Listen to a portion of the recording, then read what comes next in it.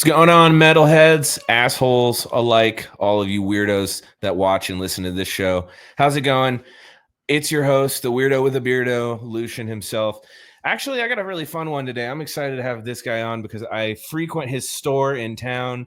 If you're a local nerd or collector or enthusiast of any kind, you know the Pop Culture Exchange.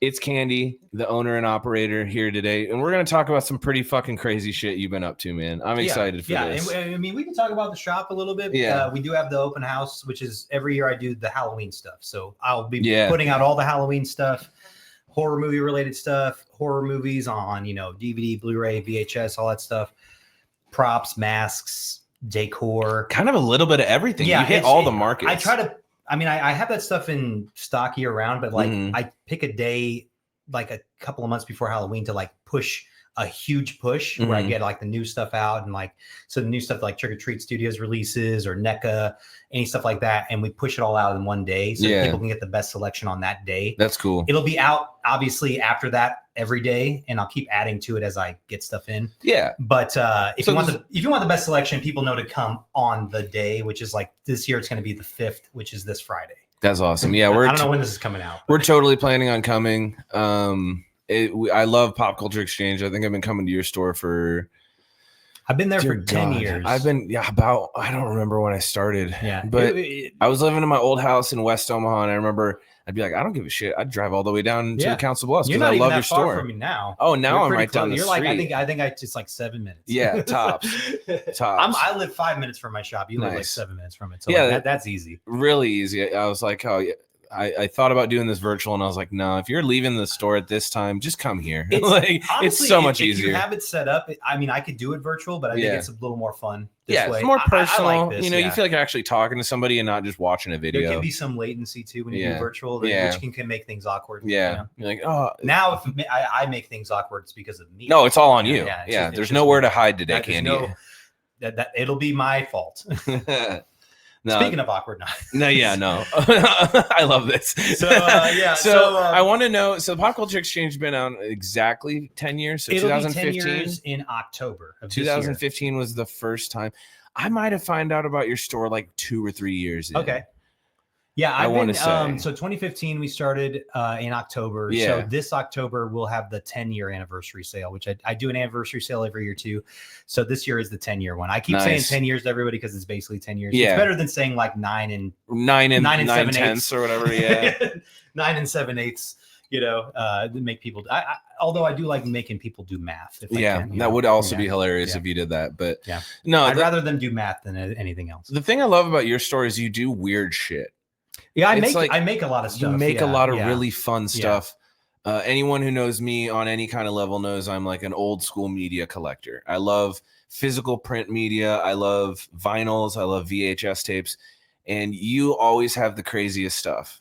If I can't get it, I'll make it. Yeah, so I love that. VHSs. I saying earlier to you that I used to make media when I was a kid. So in junior high, I would make my own movies and I'd put them on VHS because that was before DVD anyway. Yeah. But I would actually give the VHS or sell them at the store or not my store, at the school. So I'd go to school and be like, hey, you want my new movie? Which, by the way, shouldn't have been selling that movie. but I made it when I was a kid, and that'll probably, but it was, at the time, this was in maybe early 2000. So it was very inspired by, Jerky Boys, Jackass, that kind of stuff. Yeah. So the movies I was making was really just my friends and I messing around. Right. That's all it was. And we were probably doing stuff that's not good. Damn, but I mean, probably shouldn't have made that movie when I was a kid. The first feature length movie I tell people I made was on tape, and I did just hand it out at school, and there were people that actually watched it and got into it. That's crazy. Even though it had zero narrative. There were moments that had narrative, we would try to put together scenes, and then we'd do dialogue back and forth. But the movie scene of that itself would just be us messing up the whole time, so I wouldn't edit it because it was actually funnier to just show mistakes. Yeah. Considering I wasn't making an actual movie, right? So I don't know. That's awesome. Getting a little off topic there. No, I love that. That's kind of your origin story, man. But doing all this stuff, because that's one of the main reasons I go to your store is if you go to any other hobby store, I guess, pop culture store, I guess is more appropriate. Sure. You'll find no VHS stuff. There's maybe one other store that sells VHS. Well, Ben's definitely sells, but he's always sold VHS. But his stuff is like, he's got crazy weird, like, what is this? I want to know what this is, so I'll buy it for $5 or $10. Well, I'll make random stuff too. Yeah, you do. You've got some movies where I'm like, is this? Well, you have this one over here. Should I watch this? He bought this one from my shop. It's the replica of the Ring tape. So I would buy. That's a good one. Like mass quantities of VeggieTales tapes, Nickelodeon tapes, Barney tapes, just to get the colored tapes. And then I'd have this like maybe like half an hour's worth of tape in a black tape that I could either throw away or do this, which is like rough it up and make what I would consider a prop replica of the Ring cursed video. And I would actually put the cursed videos. So this has a cursed video on it. Well, then tell them what's after the cursed video. So the two, I actually put them both on there. So I put the American version, and then I put the Japanese version on there. So that has both of the cursed videos on there. And then those maybe take up 4 minutes tops, like at the most. Yeah. And then there's like maybe a half hour's worth of tape on there. So I will put compilations of really creepy Ring doorbell videos. Yeah, it weirded me out because it actually will creep you out. I was trying to put stuff on, like I used to have this TV over here like behind me, and I would play movies while I would stream. Yeah. So people would be like, what is he watching back there? Like, oh, it's Mad Max on VHS. Yeah. What the fuck?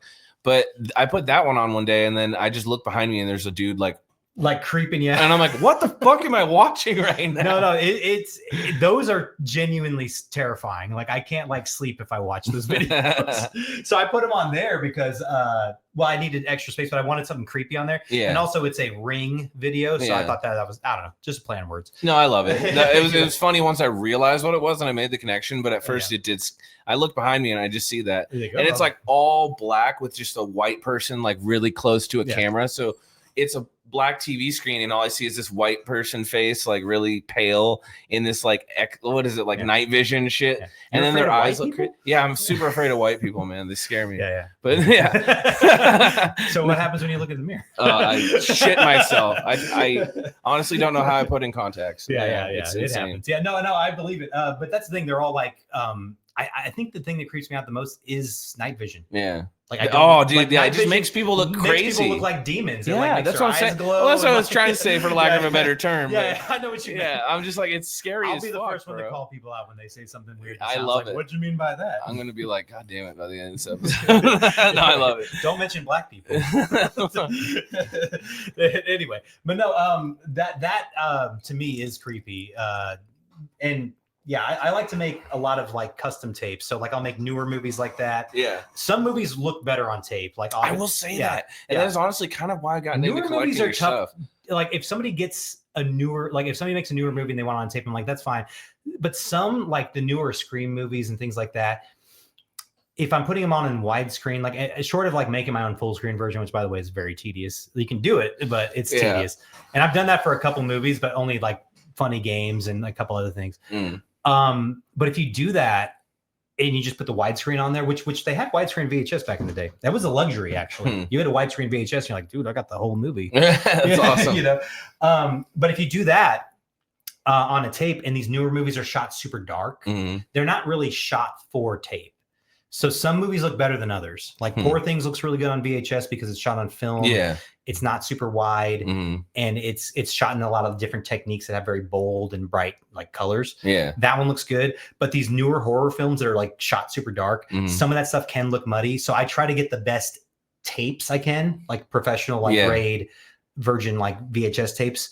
Those will help it and make it look better. Also the way I shoot, put them on there too, is like using S-Video. I also have a really nice VCR for it. So like there's a lot of ways to like get better quality. The best quality tapes. You can. Yeah. I think the ones that I make that look the best on tape are all the 16mm ones. Yeah. Like the Halloween 16mm. Yep, I got that one. That looks fantastic amazing on tape. Yeah. I also have the TV version of Friday the 13th Part 3, which is no commercials, but it's the original 1980s TV version. Yeah. That looks really good on tape. Creep Show, I have my 16mm print on tape that I sell, and those all look fantastic because they're all full screen, but they're also like that 16mm film, which we could talk about that too, because that's my main collection. Actually, I love that. That's awesome. That's what I like. I mean, it's so rare nowadays, and I think that's part of what makes it so cool. Is like, I don't know, you barely find stuff like this anymore, and that's again why I like going to Pop Culture Exchange, because not only do you kind of fit the normal stuff, like, oh, we've got 1 billion movies in every genre. We've got like, if you want DVDs or Blu-rays, they're buy one get one. Well, then you got the trick or treat stuff and stuff that you just don't find anywhere. So that's cool. But then you do this other layer of stuff where it's like even more like, as a collector, I'm like, that's the creme de la creme, because it's so fucking rare to me that these things would even exist. Well, hand making that stuff is fun to me. I do, as far as like the stuff I saw, the sort that's handmade, I do magnets, t-shirts, posters, and then like some media. So I'll release like the Halloween 16 millimeter on Blu-ray or VHS. Yeah. And then I'll, I used to make records back in the day, like of my music. That's awesome. Like, so I used to sell those. I don't have any of those left in the shop because I usually sell them, but I used to make, I made I had an album called Planet 9. The band was called Homesick Abortion, by the way. But all right, just give me like the temperature I of the might as well pool. throw it out there. I mean, because you can Google it. You know, that's cool. You can find the record. But I used to make. I made a really deluxe version of that record where it had, because I recorded that in 2004, and at the time I was also doing a lot of short films, made music videos for that, and just doing a lot of stuff. So I made a DVD at the time too that was just short films, music videos, trailers, whatever I'd made. And so when I made a deluxe version of that album, I put the CD and then a DVD that had all that stuff on it. So like that was, and I made the DVD back in the day. I made the CD back in the day. But when I put together like a deluxe version to sell at the shop, I actually took it to Recycled Sounds too.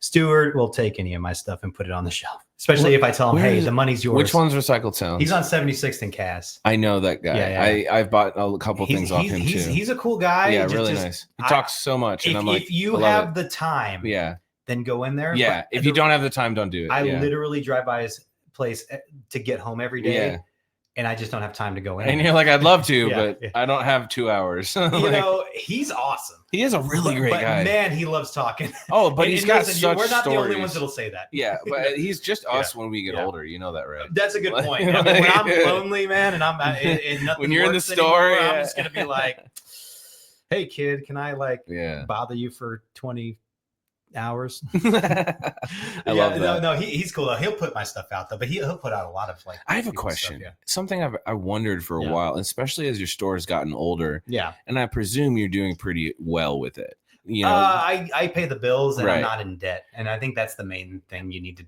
to focus on. Yeah, you know, people need to focus on not being in debt. Oh, I'm not sure. going to Dave Ramsey it for you, but you don't need to be the most you know, liquid person in the world with your business. And that's not what I'm trying to say. Yeah. But I would assume you're like, again, if things are good, because it seems like 10 years for any store. I'd have to close the shop if I was keeping it afloat. I mean, like everybody does. That's what I'm saying. Because at this point, like this is where most, maybe like 3 years ago is where a lot of stores like go, I don't know, is it worth it? And it seems like you love it so much that almost makes it work in a way. I care about the store looking good. People like that you have this attention to detail and you and your staff like have this great way of like actually communicating with the people. And I wish I got into more stuff that I sell. I feel like honestly, because I could talk more. I can talk about a lot of stuff. Right. Like I'm a movie guy. Yeah. So if somebody comes in and they're talking about movies, I can talk about movies a lot. But I'm not a gamer. You know, I'm not a comic book guy. I like movies and I like music to a certain extent, but then there's different flavors of nerds. So there's some that are really big music guys, some that are really big comic book guys, some that are just about the games. And I just don't have time for games. No, I feel you. And it's like everybody has their own thing, you know. Super Nintendo was my jam. Here's when the I thing, was a though, kid. you can't be into everything you sell. No, I don't think it's so. impossible. No. First off, and second off, if you were, you wouldn't have time for the store. I don't get high on my own supply. I try not to do that. That's a good way to say it. Well, I tell people that somewhat, but you do. I mean, you're taking out a couple scoops. If somebody comes in with like an amazing Blu-ray collection and like there's some that I want, you believe me, I will give you cash and sell. Believe me, I will keep those movies I want. I know I can make money off these, but I want them. And I still actively collect like Blu-ray. 4K. Oh, I would assume you do. Yeah, all day, if you didn't collect, I'd be like, you don't. What is going wrong with you? But I don't collect toys as much as I used to when I first opened, and I don't collect video games. Well, I think it's healthy for your collection to transform. Well, because also, my collection has looked so different over the years. Well, you look like you have a very focused collection too, and that's the thing. I like focused collections because there are some people who collect it all, which includes a lot of different stuff and a lot of cheap stuff, you know. But it's like if you focus on what you like, like that's a focused collection. And that's always the best collection. I always tell people like, well, there are people who talk about their movie collection. Like, I have this many movies. I'm like, it's not about what you have. It's almost about what you have. Yeah. You know, like I can have 50 movies in my collection, but if they're all awesome, like, it's a cool collection. That means more than 100 or 300. It might be better than the guy who's got 2,000. Yeah, exactly. He's got like all the American pies and everything. I like one of a kind things. Yeah, and I like things with somewhat value to them, to me sentimentally. Like all the books I own are like the best books I've ever read, and I'm like, these belong in my little vault. And I got all my Batman. Well, these are things you want to. So this thing, when I collect something, it's things I'm like, I'm going to probably revisit. Yeah, exactly. Later in life, or I haven't dipped into it yet. Yeah, you know? When I have the time, I'll reread these, and it'll give me the same feeling I had when I first read them. Do you read a lot of comics? Oh yeah, but mostly you're a comic guy, I would prefer to be into graphic novels than issues. I collect issues. Are you more graphic novel than novel? Yeah, totally. Okay, yeah, totally. Graphic novels. I'm looking at the shelf. I don't know what's like wrong with my brain. I just don't like books unless it's something I'm obsessed with. The last book I ever read was a biography about Jim Morrison. It's called what was it called? It was so good, man. Oh, man, it's gonna be embarrassing. But talk about that's the last book I ever read, and it was probably like early 20s. Everything else has been graphic novels. It's funny you say that. The last time I really read some books was when I was forced to. Well, not forced to. I probably read a little after. I shouldn't say forced to. Yeah. It was when I was like in jail for like 20 days. Oh damn! You were in jail, Candy? Well, okay, we'll talk about that. We don't have to. I just didn't know. That's crazy. It was like, was it some bullshit or what?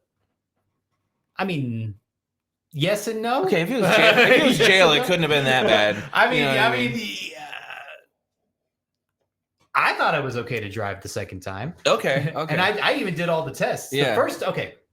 I got 2 DUIs, and this was like 16 years ago. Yeah. I broke up with my girlfriend. I was with her for like 7 years. And so I went down a path, you know, and sure. I broke up with her because I wasn't, you know, well, I mean, it was pretty mutual though. Sure. But you just took the initiative. But we lived together. So like it was messing with me. Yikes. And yeah, right. So I did all the like midlife crisis stuff. You know, I was like, I'm going to do stand-up comedy. I'm going to do this, you know, and I was drinking, you know, and stuff. And the first time I got a DUI, I deserved it. Yeah, I crashed my car. I totaled it. You know, I was in Council Bluffs. I didn't even know I was in Council Bluffs at the time. Where am I? Yeah, no, seriously. I was like, where did I end up? Damn. That's not what put me in jail though. I was doing stand-up comedy at a place. It was actually a Billy Frog's on 84th and Giles, which isn't there anymore. Yeah. Horrible place to do stand-up comedy, by the way. But they were trying. Yeah, they were trying to make something there. The first week I did fantastic. Second week bombed. Second week, the guys wanted me to roast them. And at the time, I wasn't a roast comic. Yeah, I could roast people. Like, I could roast people now all day, but at the time, I wasn't even in the mood to do it. Anyway, left there, and I think the Ralston cops were like following me outside of a bar. Oh, they knew. Basically, waiting for me to like make a small mistake, and they got me on a rolling. I think I went through a yellow red. Oh, damn. You know, and you know, and of course I'm pulling over. I got my friend in the car who was black. You know, he was like, "Dude, the cops." I'm like, "Don't worry about it." Although I am gonna go to jail tonight. You're like, just so you know, you're good. Just letting you know, man, we're kind of fucked. But don't do anything. Don't do anything. So, I'm gonna go. But anyway, I did all of his tests, and I actually aced.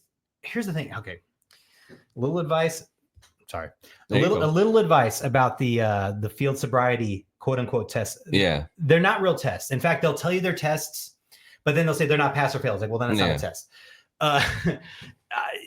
They're a tough call. You really got to be careful with doing those because honestly, they're so subjective to the guy doing it. Yeah, it really is. And I know I didn't do bad on the test. Yeah, it was just up to I got a public defender to tell me I did fine. I even did the 30 seconds like perfect. Right. He's like, you got nailed the 30 seconds fine. I was like, yeah, because I wasn't that drunk. And so I had the breathalyzer. It was like 0.09. So 1.01 over the 0.08. And I was like, I was probably fine. Yeah. But, you got me on a technicality. Sure. So, but I even showed him, I was like, I can do my alphabet backwards right now. I was like, you have no idea how much I could have made it home. Here's the thing, man. Here's what I think is unfair. Even when I'm sober, I still can't do the alphabet backwards. My brain doesn't work. I can do it sober or drunk. I got like fucking, what is it called?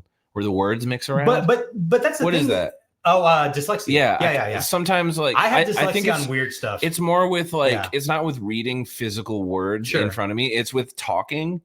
Like, I can't spell something out sometimes. Like, and I can spell something out, but if you told me to do it backwards, I'd be like, I can't. You know what I mean? My brain is weird like that. But I don't know if that's dyslexia. For me, dyslexia. I don't know what it would be then. Well, I can't do everything backwards either. So dyslexia for me is, and I do this all the time, and it's weird, and my brain knows it's wrong, and like, but I also want to say it. I will want to say Super Nintendo and say PS2 or vice versa. But why? I don't know. But why, Candy? It's a form of dyslexia.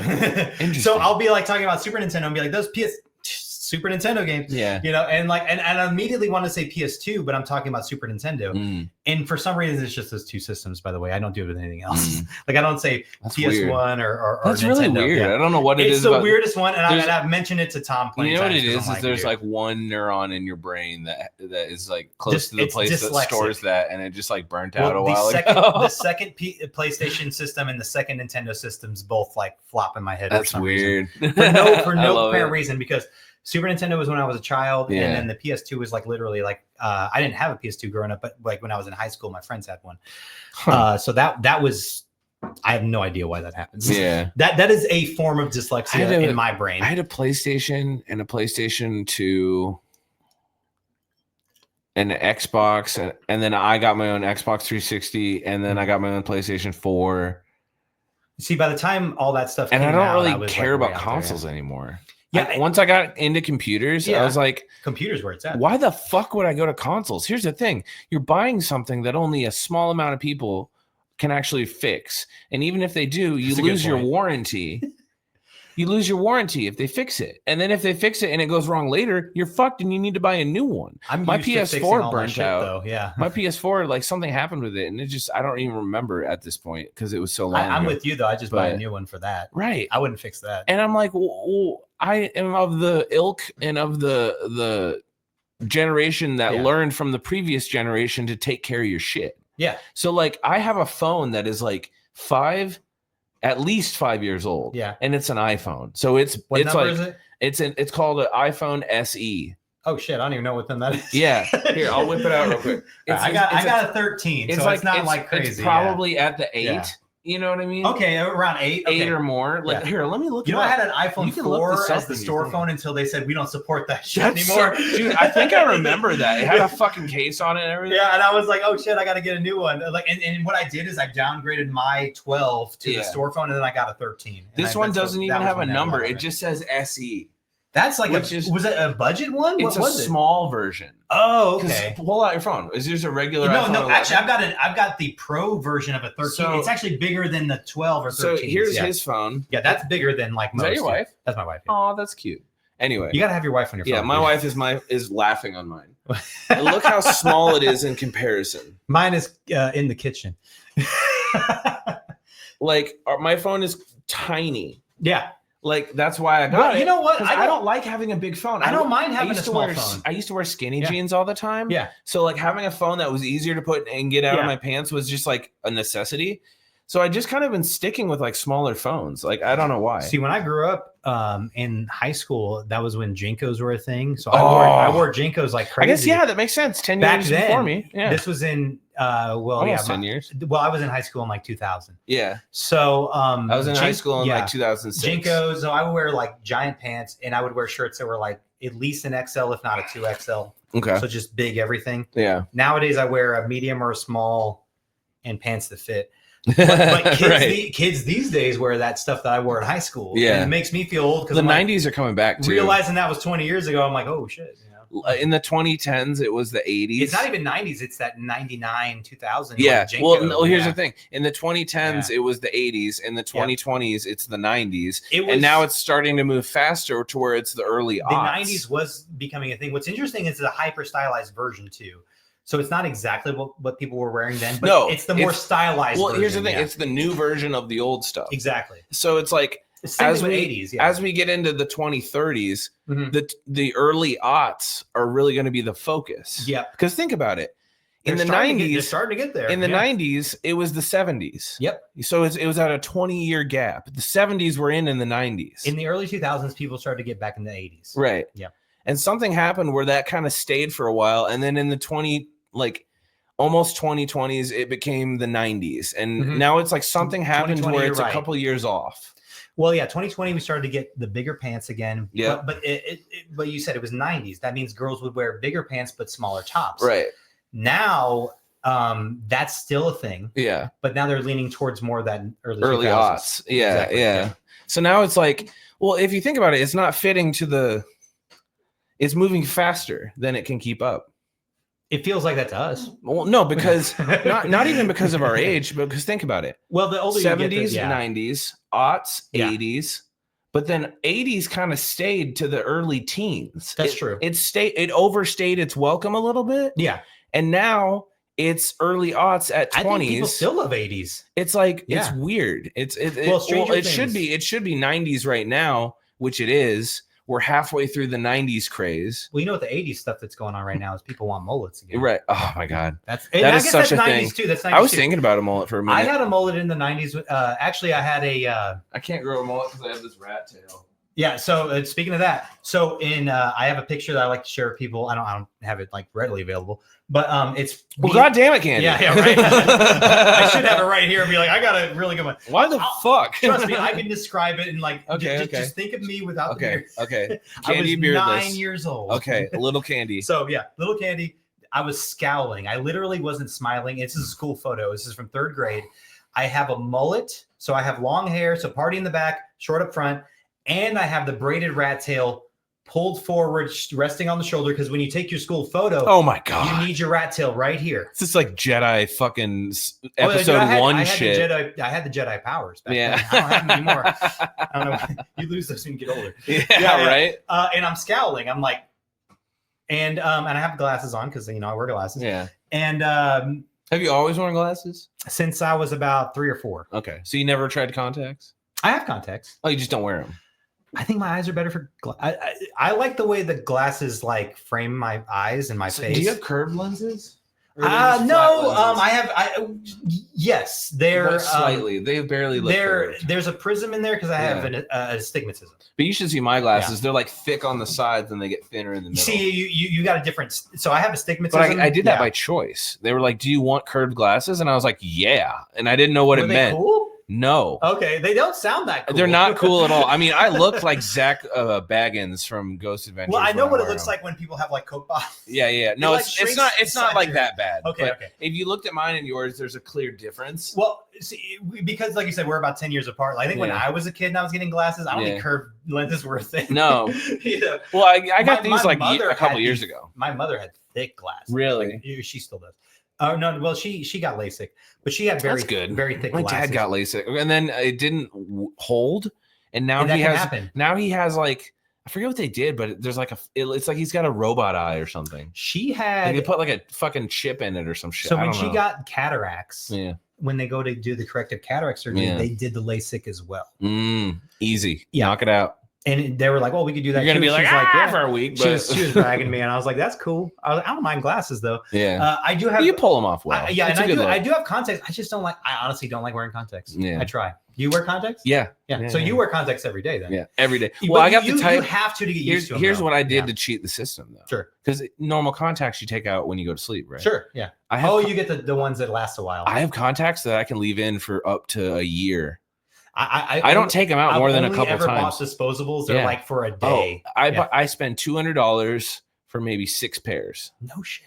And they last me years. But I would look weird if I just sat around like this. I don't think People so. would fuck with me. Well, it'd be a noticeable difference. I used to, you know what's funny? When I had friends and I'd take my glasses off, they're like, "Wow, dude, you look way better with the glasses on." I was like, "Oh my God, that's terrible." That's like people telling me I'm hideous without the beard. It's like to me, it's like eyeliner. You know, I used to wear makeup. In high school. All right, we were both emo. I get it. I used to wear makeup in high school, so I would be like this, but no, I wouldn't wear glasses in high school. That's great. Yeah. So if you want to know when I didn't wear glasses, that was in. All right. I do have contacts, though, and I have whiteout contacts, which I was gonna say, not white out. Do you use white. them for? Yeah. Well, for the when I did the 16mm shows at the Alamo, and I did the horror host, I had I would wear contacts, but I'd wear a regular contact in one eye and then the white in one and the other. But I do have whites for both. Yeah. But I thought I was trying to not look as scary. Yeah, how'd that work for you? It worked. Better to have one. See, I don't ever try to look scary. I just sometimes do. Yeah. And I have to accept that and then be extra nice. I did scare my kid when I did that. Well, when I put the makeup on to do the show, she'd be like, she'd never see me that way. And she's like, oh, that's really creepy. I was like, yeah, but it's fun. I know it's creepy. Also, I just want to acknowledge 20-something, 30-something minutes in this episode that we're starting to talk about the shop, and this has just devolved into random. Whatever, No, I love it. This is amazing. I don't get to have talks like this with anybody anymore. Yeah. Well, we can talk about anything. Even people that I have talked to for years. Sometimes I can't talk to like this, so it's just nice. I'm very talkative. I appreciate you coming in, and I appreciate the fact that you wanted to come in and talk about stuff. I kind of have to be talkative in order to have a shop and talk to people. Yeah, for sure. And I feel like that's got to be part of it. It is. Some people think that Tom and I should have a podcast, and I'm like, you can just come in and listen to it. Would you ever do a podcast? I've considering it wouldn't take a lot of time. It'd be like an hour out of your week. I've considered it, but I've never done it. Actually, you're doing it right now, and you're doing a great job. Exactly, but I've only done yours and other people's podcasts. I've never done my own where I'm like, I'm going to set this up. Right.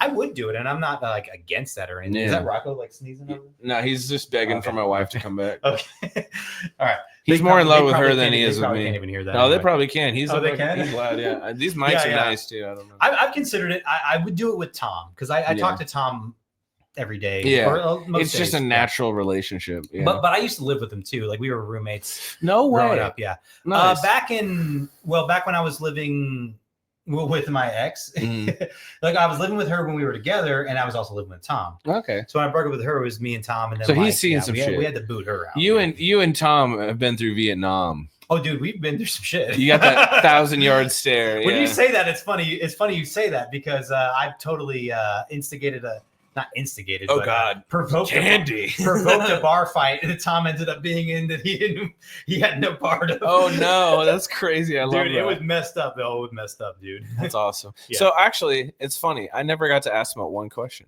Yeah, I had a question, and I kind of just picked into something he said, and it's okay. It happens. I trail off. So it's okay. I love it. I'm not saying it's a bad thing. Would you ever, in the next 10 years, consider opening a second location? I think about that too. I think about expanding that one location, let's say Verizon, which is right next to me. Wants to sell or something, and you're bust the wall. Yeah, that would be a great. That'd be amazing. Be great for me. Yeah.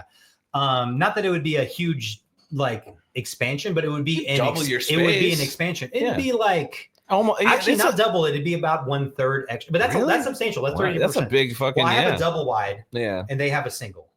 It just seems like it's bigger because it's a corner spot, though. It is a corner spot. I think that's why. And mine seems, but it is double. And you know that dog place ain't gonna go anywhere. They used to have one spot, and then there was Aliens Cookies next to them, and they took it over. Then they took over that. Yeah. My spot where I was for my shop was empty for 1 year before I opened. Nice. My shop. So I had some I was able to really work. Give me a deal. Give me a deal. I worked 3 free months and a build out from them. Nice.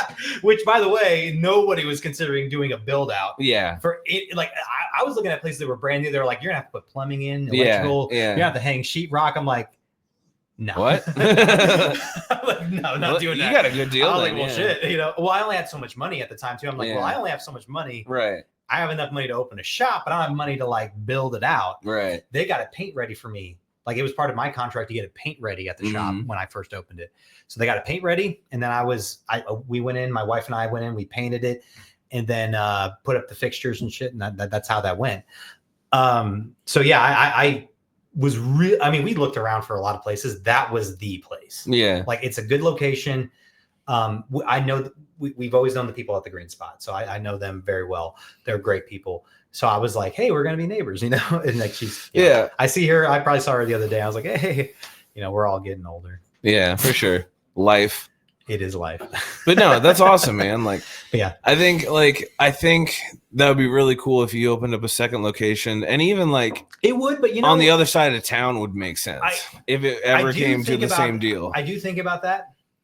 I am such a control freak that what makes my location what it is me. Yeah, that's true. So you ever seen the movie Multiplicity? Yeah. Yeah, I relate to that movie so much because I'm like, wow, that'd be so easy if you copied me like 3 times. Yeah, I could put it in stores wherever you want. Oh yeah, for sure. Then I'd have fucking franchise. If I had at least one extra of me, then I think about it. Hey, this is the autism in me coming out. Like, I'm like, yeah, that'd be great. Then I think about it logistically. I'm like, but then I have to feed the guy and house him. And where do you hide this guy? Yeah, where's he go? Like, where does he do? It's like, and then I gotta find women for him, and then like that's confusing. Do we share? No, you just clone your wife. Then we have to clone. Yeah, this is your wife. It's getting creepier now. It's getting creepier, but you know what? It's like we want a kid. It's like, well, clone the kid then. Right. Clone the kid. You got a kid. You don't have to go through it. You don't want to clone the kids. Right. Yeah. No, yeah, we're getting too far in that. But I love it. I've always thought about multiplicity. I'm like, yeah, it would be easy, but then you think about logistically, like, yeah, then why don't they clone themselves? Well, what it would really take is you'd have to find someone that you could trust with that. Exactly. To uphold the standard. And then what you really, all you'd really need to do is create a standard operating procedure and put it in a binder and go, this is what you do. And Tom is great at that stuff. Tom would be your guy then. He is, but he's also like when I say the store is me, and that if you make another store, it won't be the same. I mean that because we were talking about it earlier. I hand make so much stuff. Right. I merchandise the store myself.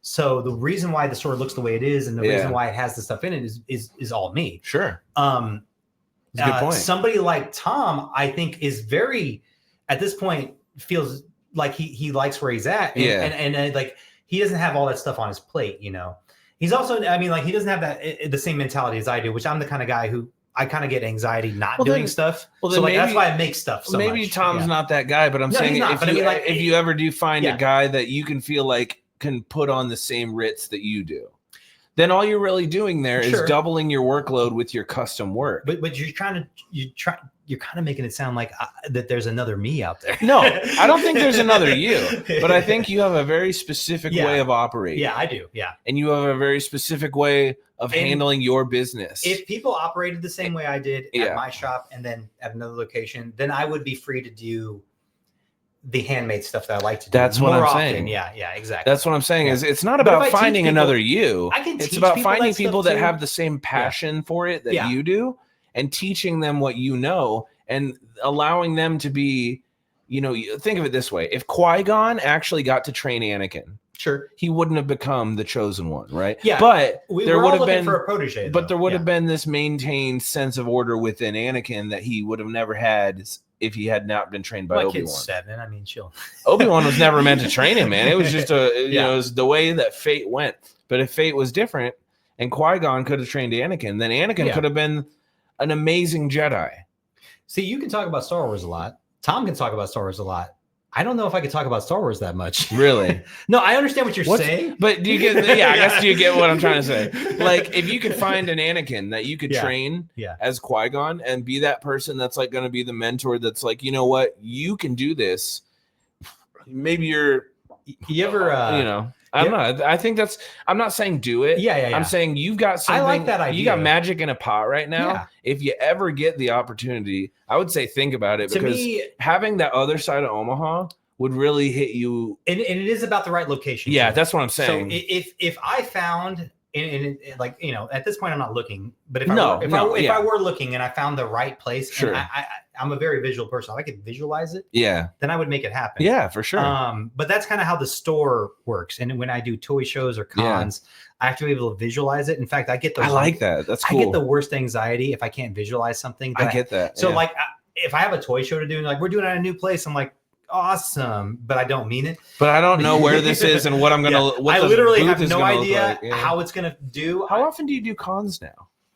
I just do the Okamicon, so the Omaha one specifically, and then I do all the toy shows. And the toy shows those are all just local. They do about 3 or 4 a year. Okay. For the toy shows, and I'll do all those because I've been doing those ones since the beginning. But I'm kind of one of the tentpole guys, and like he always wants me there, and I advertise for it, and I was kind of the guy that really helped him push it. Yeah. Obviously, Dean from Krypton's always there. Yeah, I love. I used to work at Krypton. From the Imaginarium's always there. There's a lot of the local people as well as like other collectors and other stores from like other areas. So like there are people who've always done it. Yeah. But like, it was really Dave, like, and I thought like, he was like, you know, should I do this? And I really encouraged him to do it. And I told him I'd always do it for him. So we'll always do that. But yeah, when they change up like what venue it is, like I get the worst anxiety. I'll have like this, like, you know, like gut-wrenching feeling. Well, you know, drugging myself to sleep with like, you know, like prescription stuff that they give me for anxiety. Really? It's that bad? Well, not like that bad. I take like the really, like, I don't take Xanax. Low grade shit. Okay. I was like, damn, bro. For, like little anxiety. They need to like clue you in a little earlier. No. Well, I just, and it's not them, it's me. It's like I just need to visualize it. It's what, like the last toy show we did that was at the new venue. I was like having that issue where I'm like, I'm having issues sleeping and eating stuff. And then the day that I set it up and I got it all done, like I finally got an appetite back. You know, I was like, oh man. But you know, like I've had a couple things. When you get older, the anxiety is a thing. It has a lot to do with time. Yeah, time. Well, thinking about time in a linear sense, but also like in the past. So it's like it's different things. When you get a kid, it's different too. So I have a 7-year-old, and like, that I feel like now it changes the way I watch movies, you know? Yeah, you know? I get that. Like I'd never seen Interstellar until like a couple of years ago. And like that movie wrecked me. It wrecked you. Yeah. Room. Never seen it. Never seen with Brie Larson. Oh, Room or no? I was talking about Interstellar. Seen Room? I've seen The Room. I haven't seen Interstellar. Oh, Interstellar. Yeah, that's one I still haven't seen. So The Room you've seen. Yes. But you've never seen Room. Is Room the one with the son and the son and the mom? That they're locked up? Yeah. Yeah. Oh, I hate it. Oh, I loved it. I'll never watch it again. You know, here's the thing. I loved it. I loved it so much that I hate it. And I also agree with that sentiment. I thought it was amazing. Yeah. I will never watch it again. Yeah. It kind of wrecked me. Yeah. I don't think I could talk about the movie right now without crying. There's a couple films. If I was going to describe it to you. What's the one film you own but you'll never watch again? That I own that I'll never watch again? Yeah. Ooh, that's a good question. You own it? I own a movie simply because I want one less copy of this movie to be out in rotation because I think it's so terrible and it triggered me so badly. I guess I don't know. I try not to. I'm like protecting somebody from watching this movie. I don't do that. I mean, you might as well destroy it if you're going to do that. Here's the thing. It's not even like a bad, like the point in the movie's trying to make is a point they make. And it's not like if I didn't want somebody to watch it, I'd destroy it. I was like, I'm going to own this because I don't want anyone ever to watch it. What is there any movie that you have? No. It's a Serbian film. I don't own that. Oh my god! But I definitely will never watch it again. I watched it once, and I don't like it. I watched it once to see if I could get through it, and I got through it. Yeah. And then I was like, "This is terrible," and I'm gonna own this as like a collector's item because it's such a terrible movie. But I will never watch it again. I've seen the movie. I agree with you. It's horrible. Terrible. Don't like it. Would never watch it again. No. And I don't own it. But I guess I don't do that. Yeah. As far as like keep things that I don't like. That's the only time I have. I don't know why. I think for me it was just like if I own this, someone won't watch it. There's something about movies that affect you. It's like a burden I carry. Yeah. There was a buddy of mine that kept talking about a movie he did not like, but he kept talking, and after he couldn't stop talking. After a while, he kept talking about it so much, I started thinking he liked it. And the movie was specifically Under the Skin. Okay, I haven't seen that. I don't know. First of all, great movie, polarizing though. I like it a lot. What was it about? I don't talk about that stuff. That's okay. That's okay. That is enough. And that's all I need to know. I will say this. You should watch it. That's all I need to know. What it's about is definitely not the important part. It's definitely it's definitely a mood. It's a feeling. Okay. It's a vibe. It is it's a vibe. And that director is amazing. He also did a movie called Zone of Interest that I think is amazing. I like all of this stuff, but he's done very few films. But I will say that I had a friend that was talking about it. He talked about it so much. I was like, I'm getting the feeling he actually kind of likes it. You know, it's like when a guy bullies a girl when he's like 4 or 5, and you're like, oh, you like her because you're being a dick to her on the playground. I never thought about it that way, but it's kind of like it feels that way. It feels like that now. It was funny because we got it in on Blu-ray and I put it in the New Arrivals, and he came in and I told Tom, because I knew he didn't like the movie. I was like, how much you want to bet he buys it? Yeah, he will. And he bought it. He gave me a reason. Like, I'm going to buy this for a friend who needs to watch it. You know, I hate this movie so much. I was like, he's just ashamed that he likes it right now, dude. Right. You're literally buying the movie. And I was like, I called it, but at the same time, like I've seen Tom do that a little bit. He hated the new, there's the Netflix remake of Texas Chainsaw Massacre. And he kept talking about it. I've never watched it, by the way. Yeah. But he kept talking about it because he watched it, and he kept talking about it like I'd seen it, but I didn't want to watch it. Oh, the new one. New one. That one's terrible. Yeah, that's what he said. It's and I told him, and after a while he kept talking about it. I was like, I'm starting to think you like it. Yeah. Because you keep talking about it. I was like, I don't believe you like it, but you like something about it. You want me to watch it. Yeah. To see how terrible to talk about how bad it is. Yeah. And I'm like, and I don't want to watch it because it sounds really bad. Right. I do avoid movies I think are going to be bad. Also, if it's a movie I like, or if it's a director I like a lot, or it's a movie I know I'm going to see 100%, I won't watch the trailers, and I won't read any reviews. Yeah. I won't ask Tom what he thought of it. Yeah, he sees it before he'll tell me. you. Well, there are times where if it's a friend of mine and they see a movie before me and they didn't like it, and they tell me that, and I watch it and I like it, I'm enjoying it, but I'm thinking the whole time, like, why did they not like this? Yeah. Like, and it kind of distracts me. Yeah. I don't like distractions. I really like Yorgos Lanthimos, Martin Scorsese, a lot of these directors that still make movies now, that I'll watch day one. Yeah. I will not see the trailers. I won't read about them. I don't care. I'll go see it day one, and I'll just enjoy it. That's how I feel about Tarantino. Yeah, I actually haven't seen a lot of the last Tarantino. So I grew up watching Tarantino. What have you not seen? A lot of the newer stuff. Like what? Like Hollywood? I haven't seen Hollywood yet. I own it. Have you seen Django? Haven't seen Django yet. Oh my god, dude! I know. Have you seen? I could pull this Hateful game Eight? too. Nope. What's the last Tarantino movie you saw? Probably Kill Bill Volume. Oh no, Dude. No! I saw Death Proof. Okay, thank God. Yeah, because we were talking about that the other day, I saw it in theaters. Yeah. Now I'm like, come on, man. Well, okay. I mean, here's the thing. It's not that I don't like. Okay, Inglourious Bastards. Haven't seen it. God. But like I said, I don't. What's stopping you? I'll tell you what's stopping me. Yeah. I don't think he's a bad filmmaker at all. Sure. And I don't think he makes bad movies. Right. I don't think those movies are bad. Objectively, it's good. I doubt they're going to be bad. Right. What's the thing? I don't get much of a challenge from his movies. Really? I think they're kind of like a cinematic roller coaster ride for me. They're like, he's having fun and he's playing in a sandbox. Yeah. But it feels like me watching somebody playing in a sandbox. Have you ever considered that the latter half of his career would change your opinion of that? Maybe. I really would urge you, and I urge you to give it a chance, because I'm not saying I'm not interested in it. He does stuff in the latter half of his career that upsets the first half. I kind of find it hard to believe that he's done anything better than Pulp Fiction.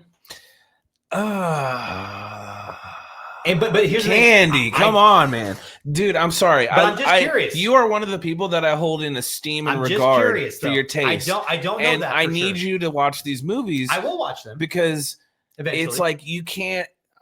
In my opinion, you can't fully judge him as a filmmaker until you've caught up with what he's doing. So what? Just because of what he's done in the last. Though? What about Scorsese? What's the last Scorsese movie you saw? I don't fucking remember, bro. Exactly. Yeah, because I'm not a Scorsese guy. Exactly. But I know more people that are. Guy. Yeah, but you like Pulp Fiction. Everybody likes Pulp Fiction. So you're not a Tarantino guy, but yeah, at least you're a Pulp Fiction. Pulp Fiction came out when I was a kid, and I had it on VHS, and I watched it a ton. Sure. So that's the difference. Okay. Now I like Tarantino, but I always thought that he's kind of a one-trick pony. Okay. I still kind of feel that. Yeah. I don't think it's a bad thing. Right. But I do get bored of people who do the same stuff. Okay. Or have the same ideas. That's why I liked Kubrick a lot, and I like all Kubrick's movies. I like David Lynch quite a bit. So I'll say Django is completely out of left field. Like for him, yes. It doesn't feel that way. It doesn't feel, but you haven't seen it. It's true. I haven't seen it. I get how even that's promotionally you could say that. Yeah. But it's something new for him. Hateful Eight is a retread in style. I wouldn't waste. I've heard that Hateful Eight's great though. You're gonna like one or the other. I'll say that. See, everybody has their own. For me, I think people either like one or the other. Yeah, and they'll respect both of them. Get into Hollywood. You think? I bet you I'd get in I think you would because you're a film buff. I think I would too. And that's the real film buff movie for Tarantino. That's the one where he really like put everything he knows on the line. So I've said this a lot, and I think that I've said it as like, you know, like why I'm not super interested is that he doesn't give me a challenge. Yeah. The reason I say that is because I don't like movies that are just there to take you on this ride and say like everything's cool, let's have a great time. Okay. I like movies that get real. Yeah. So going back to Scorsese and Kubrick specifically, I'm going to bring up two movies that fully illustrate what I'm talking about. Full Metal Jacket. A lot of people like the first half of Full Metal Jacket. Yeah. But that's because the second half challenges you. The movie itself is phenomenal from beginning to end. Yeah. But if you tell me you just like that first half, you don't like a challenge. You don't like a movie to challenge you in the way you feel. You just want it to hold, like, and same thing with Goodfellas. Goodfellas, a lot of people are like, I like the first half, but when things start getting downhill, I don't like watching it. It's like, no.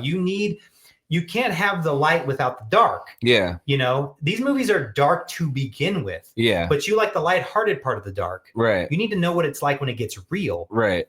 When a movie is challenging, it's not there to hold your hand and tell you everything's going to be okay. Yeah. It's there to say, hey, things get real here, and you need to be prepared for that. Yeah. That's the kind of movie I like. I like a challenging watch. A movie that's like, hey, let's have some fun. I like that too. But I don't like movies that are like, hey, let's have some fun, but I'm trying to make you think, but I'm not really, you know, which is kind of the way I feel like some Tarantino stuff can do. Sure. And I'm mainly basing I'll give you that. I'm just basing that on like the last ones I've seen of his. Sure. And that's kind of why I don't have a huge amount of interest in it. Also, everybody watches those. So I'm like, okay, you know, but nobody's really like giving me like, everybody says you should watch it, but I've never really felt like the reason why. Whereas I'll give you the reason why. I'll give you the reason why. You can give me a reason. So when I watch a Tarantino movie, it's not that I'm challenged. Sure. It's not that the viewing challenges me. It's not why you're watching it. Well, no, that's not necessarily true for me personally. Okay. But when I watch it, it's not the sense of challenge that I think you're expecting. Sure. There's so much buried beneath the surface that you don't really think about until after you watch the movie. Every movie should have that. But it's like it's to such a degree where it'll make me want to rewatch these Tarantino movies. And in that kind of context, I'll find something else that takes me down another path. And if it's aesthetically or culturally, musically, even the way the cinematography is, there's always something that it draws me in some way. But with Tarantino movies, especially in his latter half of his career, because he's only making like one more movie. Yeah, and then he's been saying that for a while. Or at least that's what he says. And then he's done. So after this, it's like, who knows what he's going to do. But he'll probably do TV. Just sit at home looking at feet. Yeah, just feet pics all day. Feet. But I think he got more rambunctious in these last like 4 movies. And he really tried to get outside of his comfort zone. He can, though. He's one of those guys that can do what he wants. So but you can tell, tell he's so like anal about things that it was almost like not fun for him because he wasn't in his comfort zone in a way. Sure. And some of the movies he's like Django, Death Proof. Okay. To Hollywood, and I'd say maybe like the Kill Bill 2 all kind of shared the same like feeling for me. Like, okay. Like when I watch them and things go down, I'm like, holy shit, that was satisfying. You know what I mean? Like even when Django's going around killing people and doing his thing, there's trials and tribulations, sure, but you're really more focused on the narrative of that one particular character with his sidekick. And you don't really see that. I mean, I haven't seen that until Django. I didn't see that since Pulp Fiction. Sure. So that he's really good at the sidekick mentality of that conversation back and forth, leaning into something heavier. He does good conversation back and forth, though. If anything, I'll say this.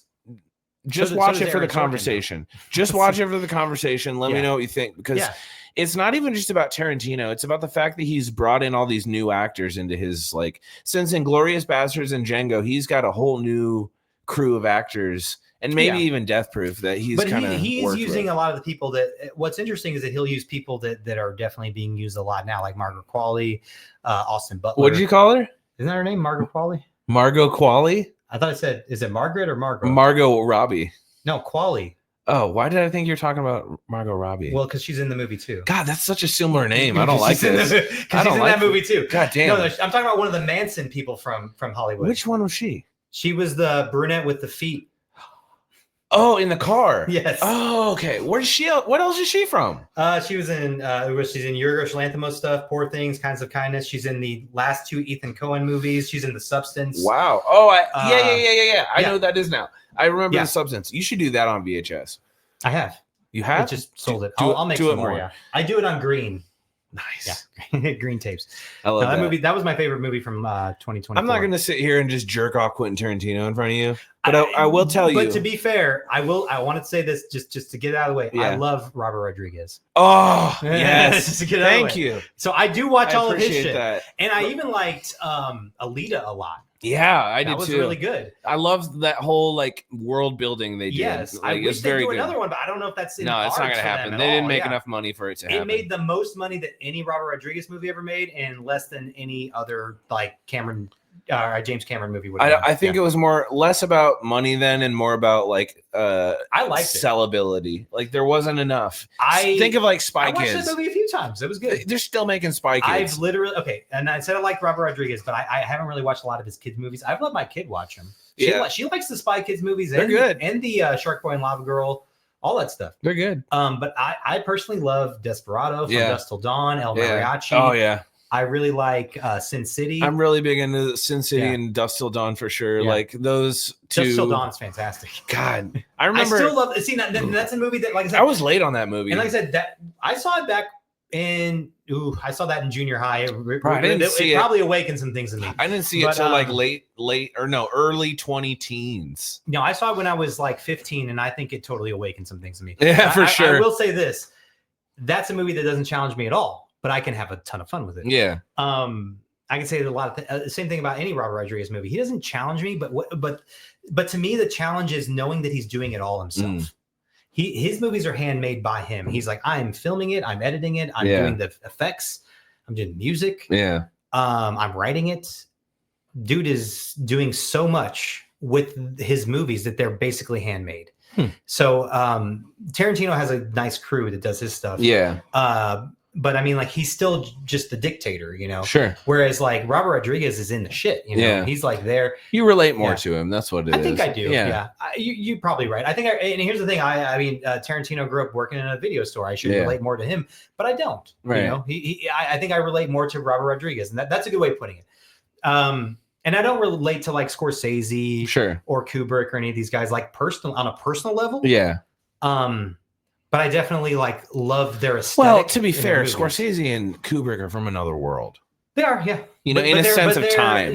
But Kubrick's like an auteur, and Scorsese is very much a cinema movie maker. Yeah. And he's more my guy than Spielberg or you know, somebody that's in that same sort of realm. Whereas Kubrick's an auteur, so like I would compare people like Lynch to him, or Yorgos Lanthimos, or Ari Aster. I would compare to Kubrick. I love Ari Aster. Ari Aster's great. Good shit. I don't know if you watched any Yorgos stuff. What's he done? Killing of a Sacred Deer. I don't think I have. Fantastic. Dogtooth is great. The Lobster, The Favorite. Okay, I've heard of The Lobster, but I haven't seen it. Killing of a Sacred Deer gives me like a lot of like Shining vibes. Ooh, okay. Which I love. Shining is one of my favorites. Nice. And that one gives me a lot of those like feelings. What'd you think of Dr. Sleep? I haven't seen it. Okay. I should watch it though. It was good. Yeah. It was I've heard yay and nay from both sides, so I'll watch it and get my own opinion. Okay, whether you like it or not, I feel like if you are a Shining fan, you gotta eventually watch it. I like Mike Flanagan as a director, so I might enjoy it. I feel like I'm pretty loyal to IPs. I know that that's based on the book, but also based on the Kubrick movie a little bit. It's a mix. Two different things. It's a mix for sure. Because that's Kubrick's Shining and that's Stephen King's Shining. Yeah. That's two different things. And then he did Poor Things, which was my favorite movie in 2023. Haven't seen it yet. I saw the movie 4 times in the theater. Wow, that's a shining review. I would compare it to... Have you ever seen A Clockwork Orange? Yes. That is my wife's favorite movie. I bought her... That's a great movie. I bought her part of the film from the movie where he's staring at the camera. Yeah. It's like from an original like 35 millimeter. Yeah. Or like is it It's an actual piece of strip. Nice. So yeah, I bought her that from a collector online that I was like, you got to have this. She's got a poster of it hanging above her side of the bed. In 8th grade, I would tell people that was my favorite movie, and I had the poster up in my room. How do you feel about that movie now? Like, actually, I look at it in a completely different way. Because, exactly. I feel like you have to. Well, so when I was a kid. Are you doing good on time, by the way? No, I'm good. Okay. Well, that was just the numbers because the store's closed. Oh, sure. I'm just making sure that was anything else. But anyway, so the last time I watched it, you mean? Yeah. Last time I watched it, I got from it the main theme was about the government controlling you. And I looked at it in a different way. But every time I watch a Kubrick movie, even though I've seen it like 100 times, I will look at it in a different way. Each time I watch The Shining, I like it more and more and more. I find something new about it. Clockwork Orange, I'm not sure what I thought of it the first time I saw it, other than I thought it was an interesting narrative. The themes I keep thinking about here and there. But nowadays, I think of it as more of a warning about governments trying to, change people. Yeah. Which is a real thing. As I've gotten older, and my wife's going to shoot me for this. She's probably going to burst in the door right now for me saying this. I've found a lot of similar parallels between A Clockwork Orange and V for Vendetta. Maybe. And how specifically the government works. Sure. And it's like, and not necessarily the story. But that movie's about a radical. Right. And A Clockwork Orange isn't about a radical. It's more about a guy who was created by society. Right. And then created by society. See, but I also see him not in the same way as V. Oh, God. What are you talking? Oh, I told you. What did I tell you? He seemed to think that Clockwork Orange and V for Vendetta are very similar. No, not as movies. Not as movies. Stop it. She's going to kill me, everybody. I said, in the way that the government acts against its people. Yes. It seems very similar. The government in V for Vendetta and what they did to people is like the extreme of what's going to happen if what is happening in Clockwork Orange doesn't work. Have you ever seen their brains? But have you ever seen the 1930s movie Modern Times by Charlie Chaplin? I have not. So that movie's about is a guy who works in a factory until it drives him insane. Then he ends up in prison because he goes nuts on the job. Do you want to join us, by the way? No, I'm serious. You can if you want. You can if you share. I was going to freshen up our drinks. If you want, here, let me get just a splash. By the way, you're going to freshen them up? Yes, okay. Dr. Pepper. Just a little bit. What did you bring?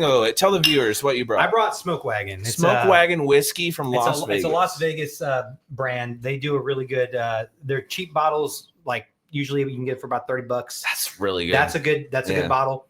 They have other better bottles. Sure. All of them are also very, very good. Different reserves and stuff. They're just expensive. That's all. But they're all good. You get it down by get it at the Total Wine next to Pop Culture Exchange. Total Wine is the cheapest place for it. So there's a good date night for you. Yeah. Take your wife down to Pop Culture Exchange. Let her pick out a movie. Do that. Total Wine. And then be like, we're going to Total Wine. We're going to get a bottle of this shit. It'll be a good night. So back to Modern Times. So he goes crazy working in a factory because it messes with his head. He ends up in jail.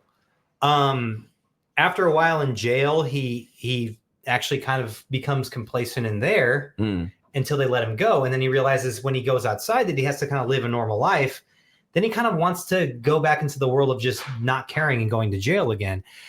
Charlie Chaplin was another one of my favorite directors. Every film he's done is amazing. If you look at the films he's directed and written and starred in, I own a few of those on film too. I do own a Clockwork Orange on 16 millimeter, by the way. Nice.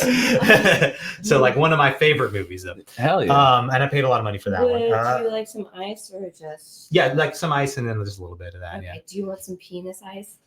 Is it penises? Yeah, it's a penis. I don't care if it's penis. Do it. I thought they were bones. I guess they are bones. No, there are also penises. So the bones in penises. We bought a bachelorette ice tray from Spencer's, and it was just a bunch of dicks. I think. Yeah, that's all right. So we're gonna get some dick ice. I was wondering what those were. You guys making me drink a glass of dicks. Don't worry about it. Welcome to the Metal Massacre. It's a good way to make a guy drink a glass of dicks. Anyway, Charlie Chaplin's one of my favorites too. So, that's awesome. Like, those are things I collect. So I collect a lot of 16 millimeter stuff. That's a huge dick, dude. I can stir it with the balls. Hold that up for the camera. It's like dick ice. It's like a ball stirrer. There you go. Yeah. That's awesome. No, I love Immediately your regretted that. love of film, and I think that's why. I mean, I feel like I'm comfortable. I'm more of a talking to you film about guy than things. anything. Yeah. I feel more comfortable talking to you than most comic book store owners. Like, and about that's stuff why like when this. I say I haven't seen all those Tarantino movies, I'm like, I've heard it before. I was like, but here's the thing, I will watch them. You know, Tom's never seen Forrest Gump. Yeah, really. What the fuck? I'm just throwing it out there. Interesting. Here, pull up the stool. What do you think of Forrest Gump? Nope, this is mine. It's okay. We don't have to talk about Forrest Gump. Okay, so we should talk about the other movie or the other thing I was talking about. Yeah. So Candy's actually here to promote something, which we put one off thing, for an hour. well, we're doing the oh shit, these are serious. Yeah, she loves them. Shake Yeah. it. I'll shake it up. No, these are no joke. In fact, these are freaking. You drink this whole thing? Yep. Jeez, You really don't some know malt me, liquor, do you? man. She's, I'm just starting to realize. Yeah. I can drink like 5 of these. Fuck. Yeah. Sounds like me back in like back in the day. I miss a good 40. The 40s of those are illegal. Yeah. Right. Yeah. They might be. All right. Well, cheers. Cheers, everybody. All right. So, Cheers. on the 5th, we're doing the Halloween open house where I bring out all the Halloween stuff. Yeah, it's on our But fridge. I'm also going to release an album Yes. called Evil Elf Theme Collection, and hopefully this will work. I brought the posters as a visual aid. Nice. You gonna show them off? So I'll try to do the whole bit. Yes, please. So so this is something I created with the help of AI. So the idea of Evil Elf is it's a horror movie franchise that started in '86. So this is the first one, 1986. It came out Christmas 86. This one, just a rundown. It's just about an elf that works for Santa in his workshop and just goes insane one day, and he makes these demonic teddy bears and sends them out to all the kids. The second movie, Black Friday, he takes these teddy bears and sells them on Black Friday. The third movie, this is Night of the Easter Bunny. This one, he uses the Easter Bunny. He brings them back from the dead to make these mind control chocolates for the kids. Now, the next one, we've got Versus Leprechaun on President's Day. These all have songs. So the idea of the album is these are theme songs for the movies. So I can't do much to make actual films, but I can make posters and theme songs and give you a little bit of what they're about. And the songs actually do talk about these. And they fucking slap. I'll say that. Yeah, these songs are pretty fun. This is the first rap song too, because the other ones are like 80s, like hair metal stuff. So this one here, the idea of this one is he wants to take over another holiday, but he's getting two birds stoned at once with the President's Day thing. And it comes before. So President's Day is in February, and then March is so it's St. a double Patrick's bang. Day. Yeah. It's a double, yeah. So what he does is he makes it a crime to wear green on St. Patrick's Day, and if you wear green, you get pinched to death, and he changes the color to red. It's an Uno card trick. Uno reverses the leprechaun. So anyway, as you can see, it's a mail or a bank holiday, so all the mailmen are really happy on this. So this is part 5. This is versus Rambo. Spoiler alert: he does kill him in this one. He does kill Rambo, so Rambo's done. This is a tax write-off. This was versus IRS. The tax man cometh. In the song and in the movie, Uncle Sam comes back from the dead to just get him to file his taxes. That's it. And they even talk about in the song, it's for like, the teddy bears, the chocolate, the pinched to death fines, all this stuff adds up over the years. Also, he killed Rambo.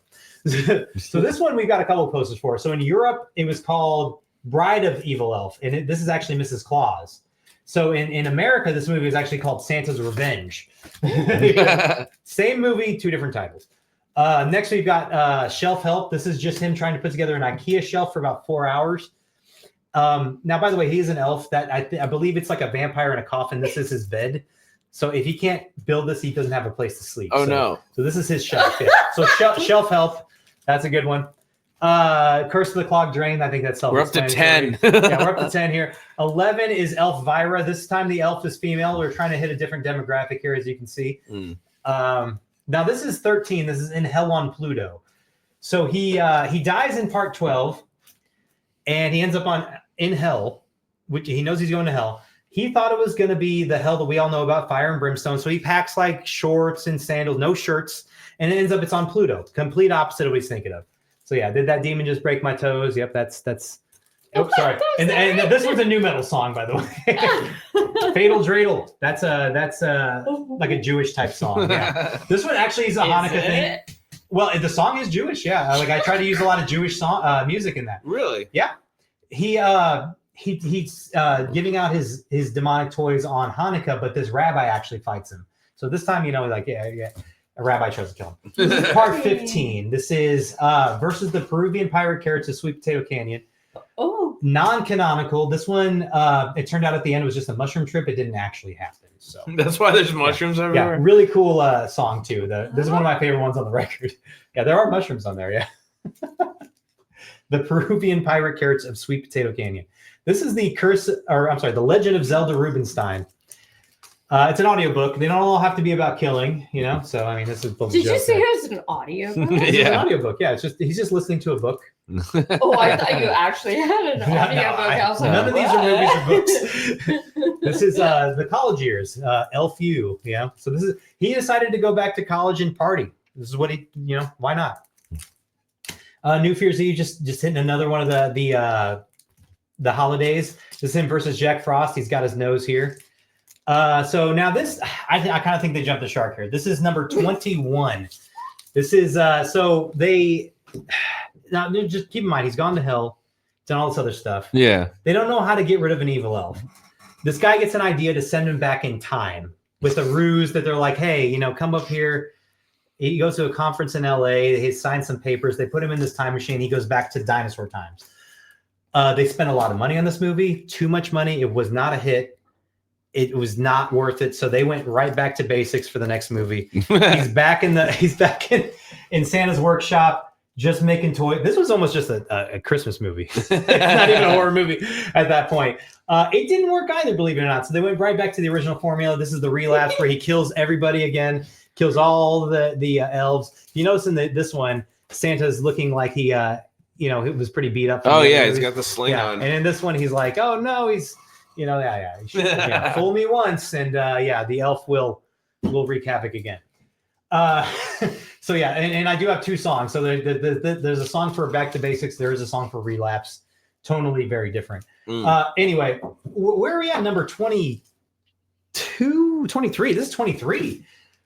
He went through too much at this point. He had to chill out in the next one. This is Cheech and Chong and Evil Elf. Just he had to chill out. There is a Cheech and Chong Evil Elf song. It's a rap song, of course. We've got so this one is it's just a journey through time. Again, he's trying to keep the franchise on pace here. This is Return to the Quicksands of Time. You've got the young Evil Elf, the old Evil Elf, and it's just a lot of like butterfly effect stuff going on in that one.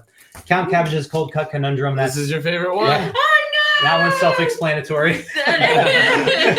So we've got Evil Elf, the video game, the movie. This is a cool song too. This one is based on the video game.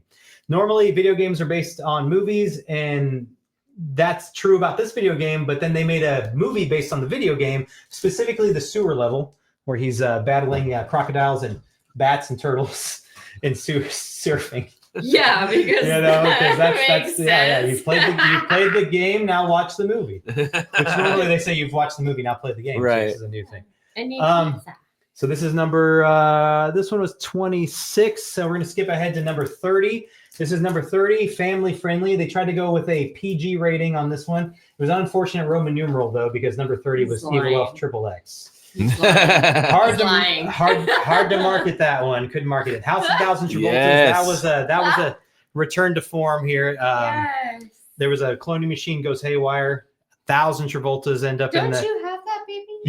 He's got this poster. Yeah, I do. There the whole time? I don't know if we can see it. Yeah. No, he can't from here. Yeah. Well, this is it. This song is one of my favorites on the record. This was the one that was the first one nominated for an Oscar for Best Special Effects. This was Colin Hanks played 3 Travoltas in that one. So this is Christopher Walken's career suicide. Yep. We got him to play the elf in this one. This was career suicide. Blood Curdle, the elf. Yeah, those are the two I have. Yeah. Oh no. the video game was a hit. So they tried the breakfast cereal. It did not work. So breakfast cereal, the movie, was a bad call. This is meets Predator, but versus Alien. So he's okay with Predator. He doesn't like the alien. He's trying to kill the aliens. Yeah. Why do I think that's sexy? That's you, I think. By 35, we've done too much. This is just eats oatmeal. That's all he does. Like, I think that's just a metaphor for we've done too much. Yeah. Now all I've got is this bowl of oatmeal. That's what the song's about. The song is very existential. What do you put in your oatmeal? Like sugar or you got to butter? put some sugar in it. You got to put both of those in oatmeal. Well, no, not butter. You put butter in it? Yeah. I put milk and sugar. Like a normal person. Who puts butter in it? I don't know. That sounds like the Honey Boo Boo style of like, butter is a Honey Boo Boo ingredient. She turned into Lucy on me. So anyway, he eats oatmeal. Here we go again. Basic thing. At this point, well, I mean, should we keep going? Yes. All right, so we got cosmetic surgery. This is Bill Cosby does plastic surgery on him. Probably the scariest one. It's like a reanimator looking. Yeah, right. This was based on the ride. This is Ride with Fabio through backcountry in 3D. You can't stop here. Yeah, so there's some based on the ride though. Yeah, that one was in 3D. Number 39, they tried to go legit. This is Oscar bait. Austin Butler plays the elf. Scorsese directs the movie. This was them trying to make a legitimate movie. They just did it at number 39. That's all. Did it work? Who knows? Who knows? Also, there's 3 Men and an Evil Elf Baby. And Count Cabbage was its own thing. Now, to be fair, there are at least 40 Evil Elf movies in this stack. That's crazy. But did you know it was a remake of the 1979 Elfo Malfagio, the Italian flick from the 70s, which was a remake of this 50s Chinese movie, which is a remake of this 40s Bollywood movie, which I believe was a remake of this German expressionist movie I'd never knew existed. Also, there's the Lost Millier, 1912 Millier. Evil Elf. Gorgeous. That was probably the first one, but it's lost. You can't find it. Actually, I think Edison directed one. The idea is Evil Elf always was and always will be. I mean, that's kind of we've always had the Evil Elf franchise. So I love that. I used to write. There's the CD there. Sorry. It's okay. So there's 20 tracks on the CD. So just the greatest hits of the theme song.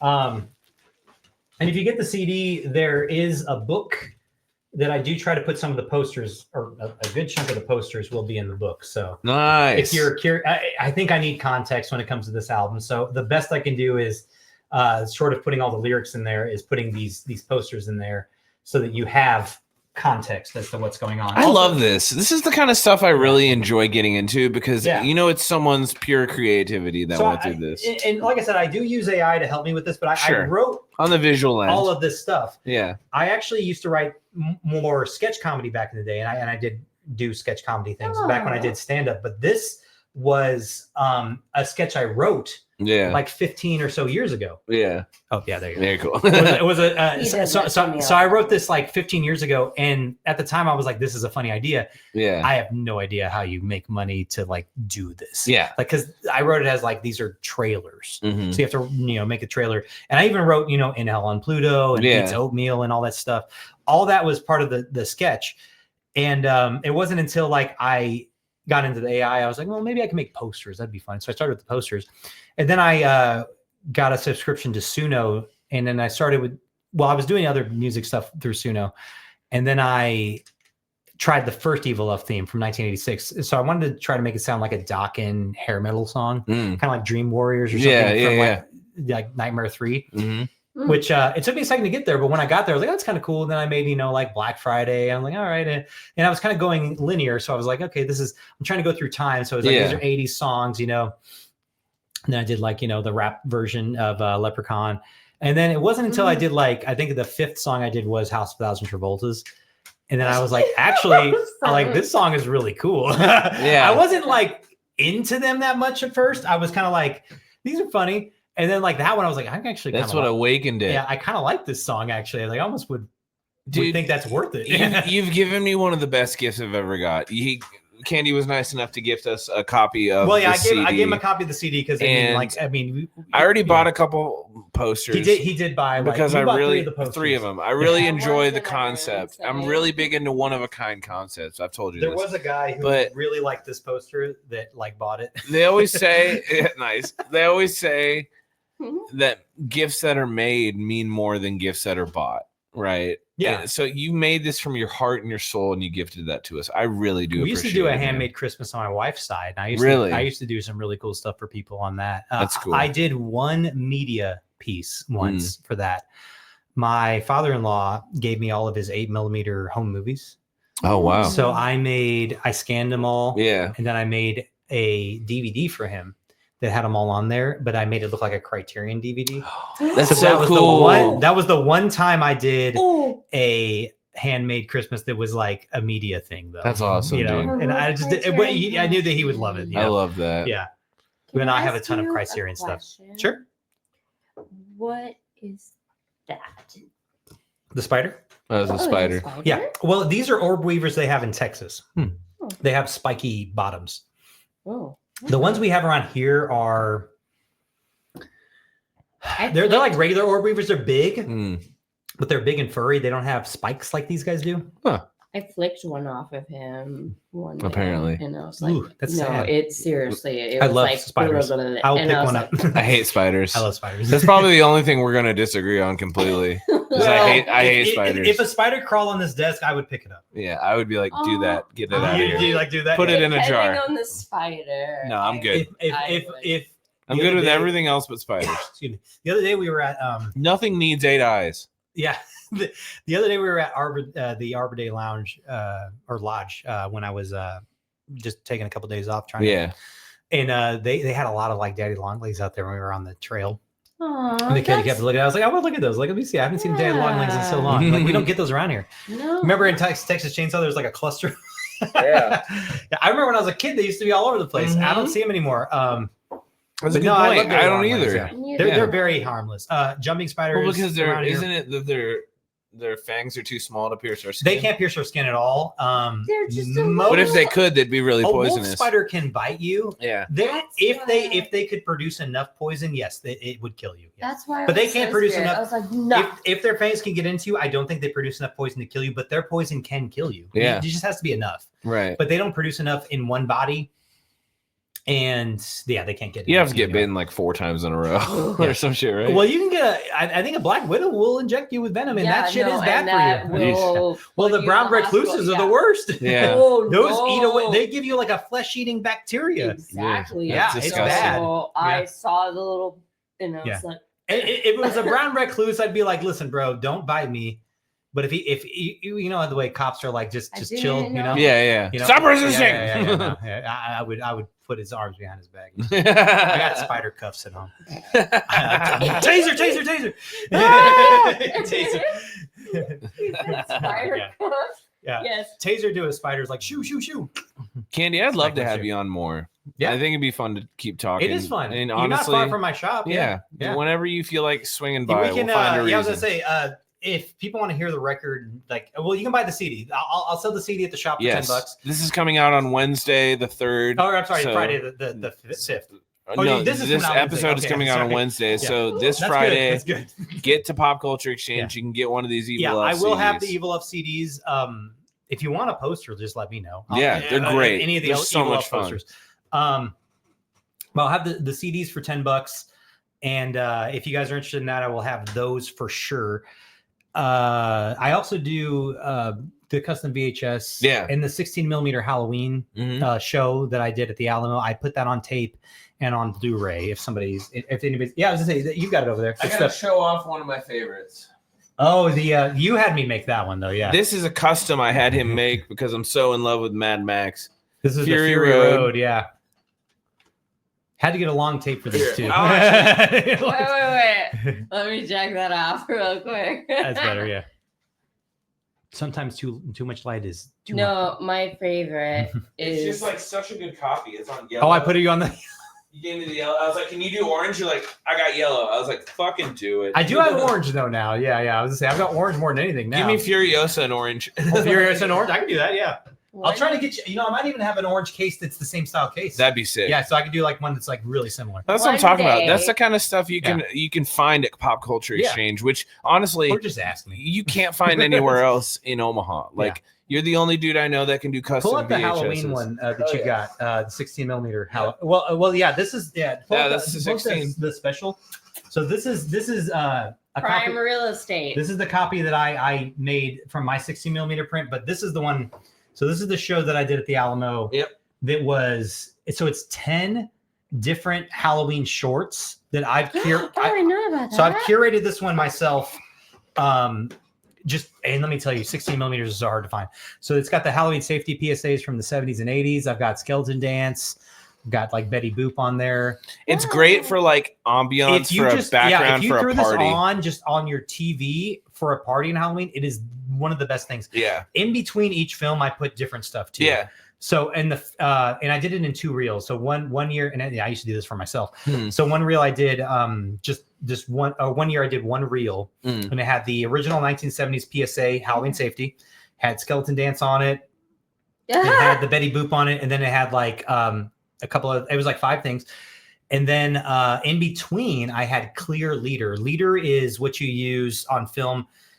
You attach to the front and the end so that when those are the things that go in through the machine that like if something happens that just the leader gets broken, it's the lead-in stuff. And I had clear leader. So I put clear leader in between each one on the first reel and hand drew some stuff. My wife hand drew some stuff, and my kid who was about 2 at the time just scribbled on it a bit. Nice. And so in between there's like these fun little like hand drawn bits. That's awesome, man. And that was for the first reel. And then the next year I said, man, if I ever find that 1980s Halloween safety PSA, that'll be our jumping off point. I'll make another reel. Yeah. Do you know I'm an artist? I know that now that you told me. Son of a bitch. I try not to call myself an artist, but I probably do more art than most people. You're a visual media artist for sure. Yeah. Well, I actually do like handmade stuff too. And I'm gonna put. I'm actually gonna put. So on the 5th, I will put out. So I do cell animation like things like that are framed. So I'll make ones that are like made to look like the original cell, and I do them for Skeleton Dance because that's from 1929. Yeah. And you can't like the cells for that don't exist. Yeah. So I try to hand make cells that are like fantasy pieces where it's like that either A doesn't exist or it's unobtainable. So like you can't buy that or it doesn't exist anyway. These literally don't exist. So back then they were using, and I'm a nerd about cell animation. No. So I went to school for animation. So back then they were using a type of paint where they would use extender and tempera. And yes, you can float the paint that way, but it doesn't last. So yeah, it'll last to where you can take a picture of it, but then after years, it cracks and it flakes away. Yeah. So it comes off of the cells. So anything from the 30s, cell-wise, if it exists, is incredibly cracked up and flaking, but it can exist. So I make Skeleton Dance animation ones. The way you're supposed to do it and the way they do it later on is they use acrylic paint, which is more of like a latex rubbery type like base in the middle. And then you extend that so you can float it over the cell.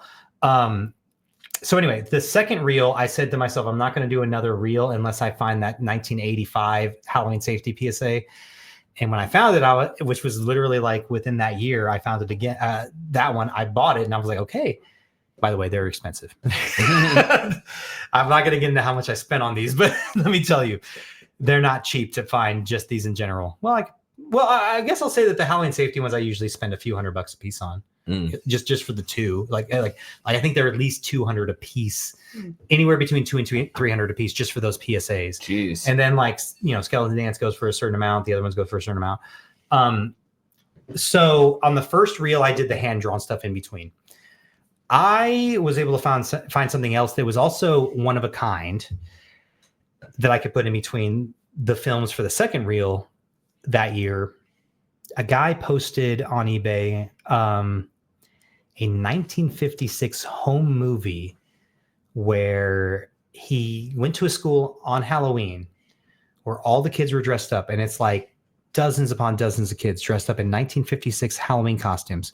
He took them out in the field behind the school. He set up his camera on a tripod, and he had all the kids line up and walk towards the camera. And that type of piece First of all, he had it. I'm just gonna tell you how much I paid for it because it was about $150. He said, I'd take $150. Buy it now. I was like, sold. Right. If that guy put that up for bids, I have no idea what it would go for. Based on my experience as a collector, based on my experience as a guy who's seen what these home movies can go for and films can go for, yeah, I think he had somewhere between $1,000 and $2,000 worth of film there. Wow. Yeah, and I knew that when I had it, I'm like, I'm gonna cut it up, I'm gonna put it in there, I'm gonna put it in between these shorts, and I'm gonna make this thing. And I put music on it too. Yeah. And I did that for the Alamo show too, but I had to do it through the mixer because I tried to do the Alamo show. By the way, I'm trying to do this show locally again. So I did it at the Alamo last year, and the way the show worked. Did you go to any of them? I didn't get. I was gonna say I don't think I remember you guys. We talked about it, but I never got to. They did sell out though, so it was kind of hard to get to them. It's the 5th, yeah. The 5th is at the shop. Let me ask you this: Yeah. Is there a capability of getting like a press badge to something like that? Oh, like can you go? Like, oh yeah. Why not? I was just asking. You're the one that throws it. I know Alamo partners with you over it, but if you say, "Hey, I have like." I want to have like 2 or 3 press badges for these people. Oh, no. If I said these guys are here to help me, I just tell them that. Cool. And they give me like drinks and stuff too. I need drinks to do a show. Oh, dude, totally. You Probably bought me whiskey. You gotta let me. By the way, I'll leave you guys that bottle. By the way. Oh, no, dude, you don't gotta do that. No, I will. No, you're fine. No, yeah, please. that's for you guys. Yeah. If she said he's like, no, you're okay. She's like, please do it. That's our relationship.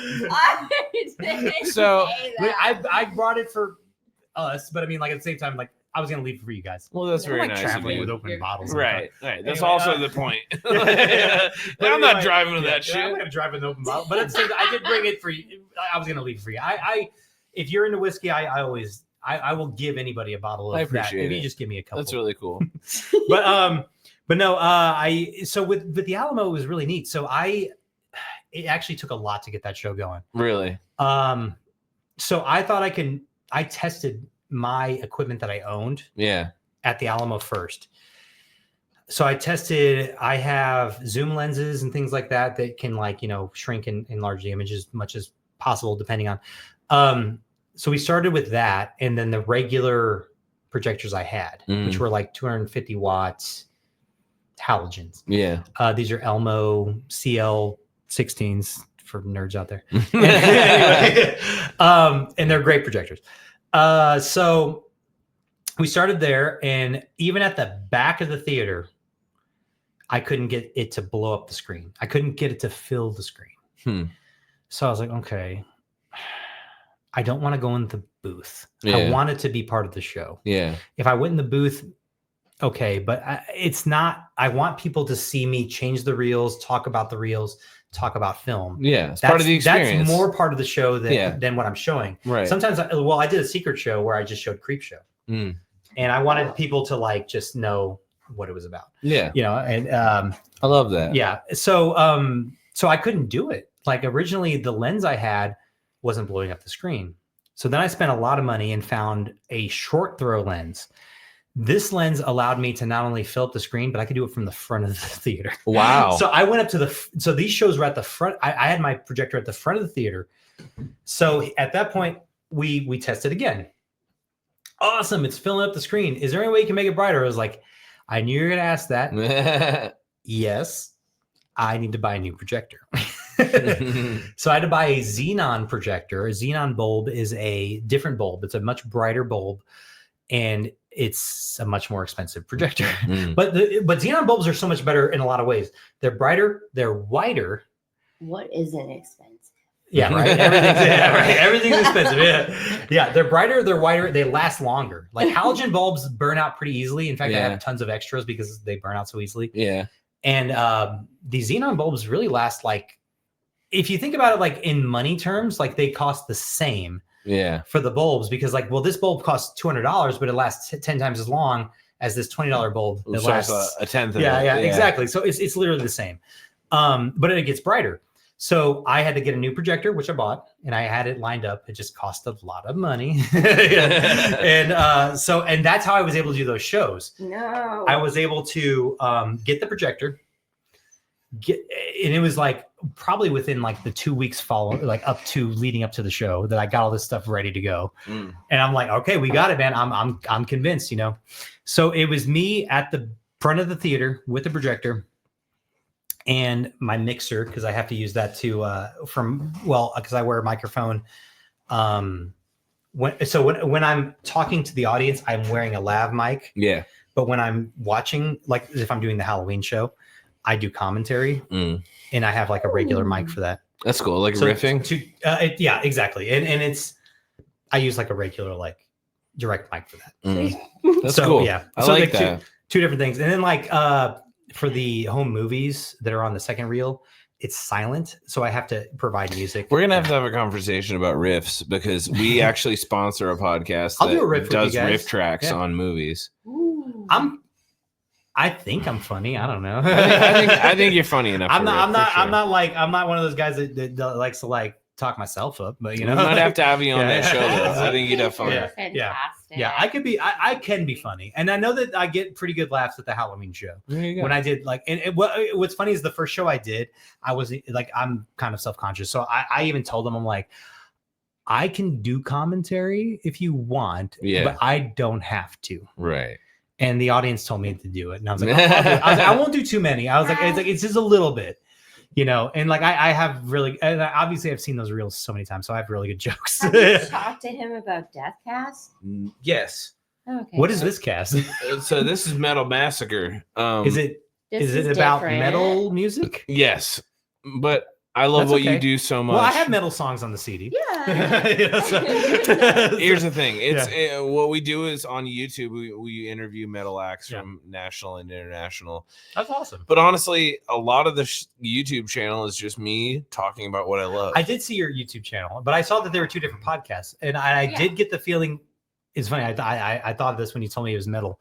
And I was looking at this podcast, like, isn't that about music? I was like, nah, I'm going to promote the album anyway. It is technically about music. That makes sense. I was like, I can do that. Well, here's the thing. I've been appreciating what you do for so long. Yeah. And she's brought it up to me so many times. You got to have him on your show. You got to have him on your show.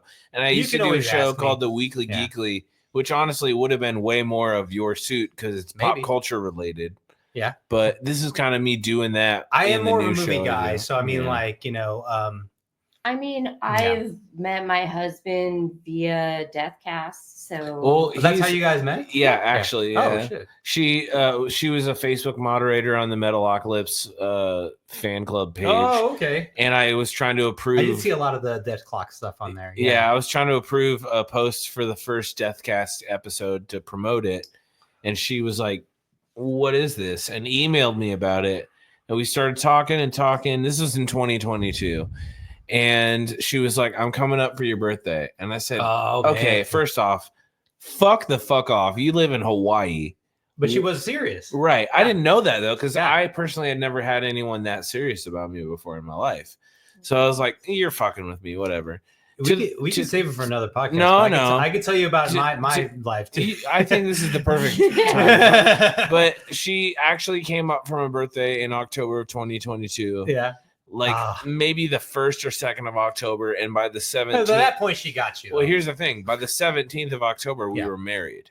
Wow. I got him a vinyl and she got me Death Album 2 by Death Clock on vinyl. On record. And it was almost mint condition. Woo. And I was like, yep, you're my wife. Like, this is the person. She was like, will you marry me? I just have this vinyl set. And you know what? Right. And you know what's crazy is like, since we got married in 2022, sorry, I'm a little tipsy. It's okay. Till the time where Deathcast has come now in 2025. You've been hitting that too. Is that's nicotine? No, it's just nicotine. Oh, okay. See, I don't do nicotine. The show has come so far. I thought dude was getting high the whole time. No. The show has been coming so far. Okay, if I come here and I smoke, you can do whatever you want. For sure. Vape weed, I mean. But Deathcast as a show, since we got married, really evolved more than any other time. Like the projects you do. Deathcast is my equivalent to what you do. Yeah. Well, so that's like my passionate about. I can tell. Yeah. And I looked at your YouTube. I thought that was cool. Like I you appreciate had it really well set up. Right. My YouTube channel is so old too. Oh, well, maybe I can help you with it. Well, I mean, it's not that I need help with it. It's just that it's so old that like it's funny because I have several YouTube channels. The only reason but mine is like from like I think the second or the second year. First year they did YouTube is the year I started mine. Yeah. The only reason I bring that up is because he's bringing it back.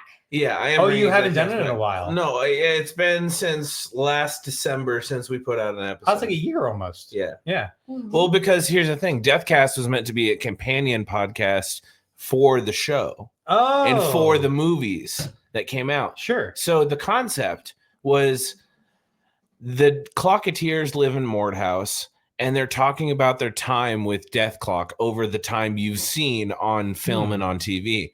So they would have experts call in from those specific like moments and Clocketeers that had something to do with what happened.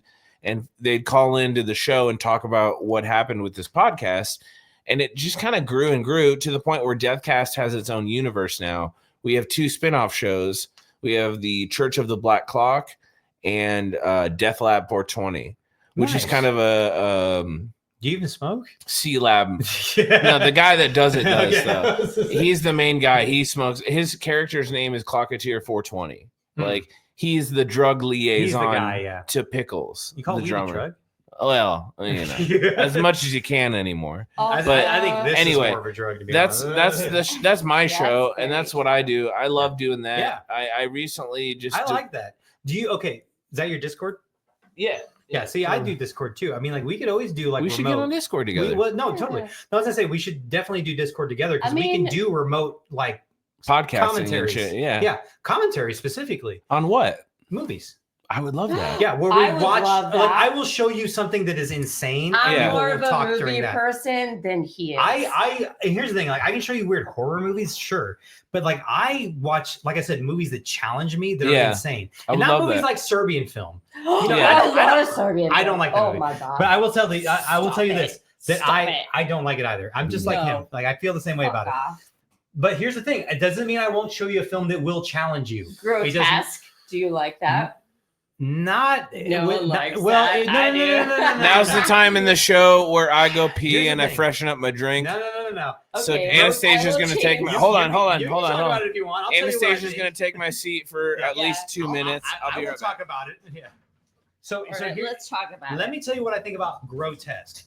I don't mind grotesque at all.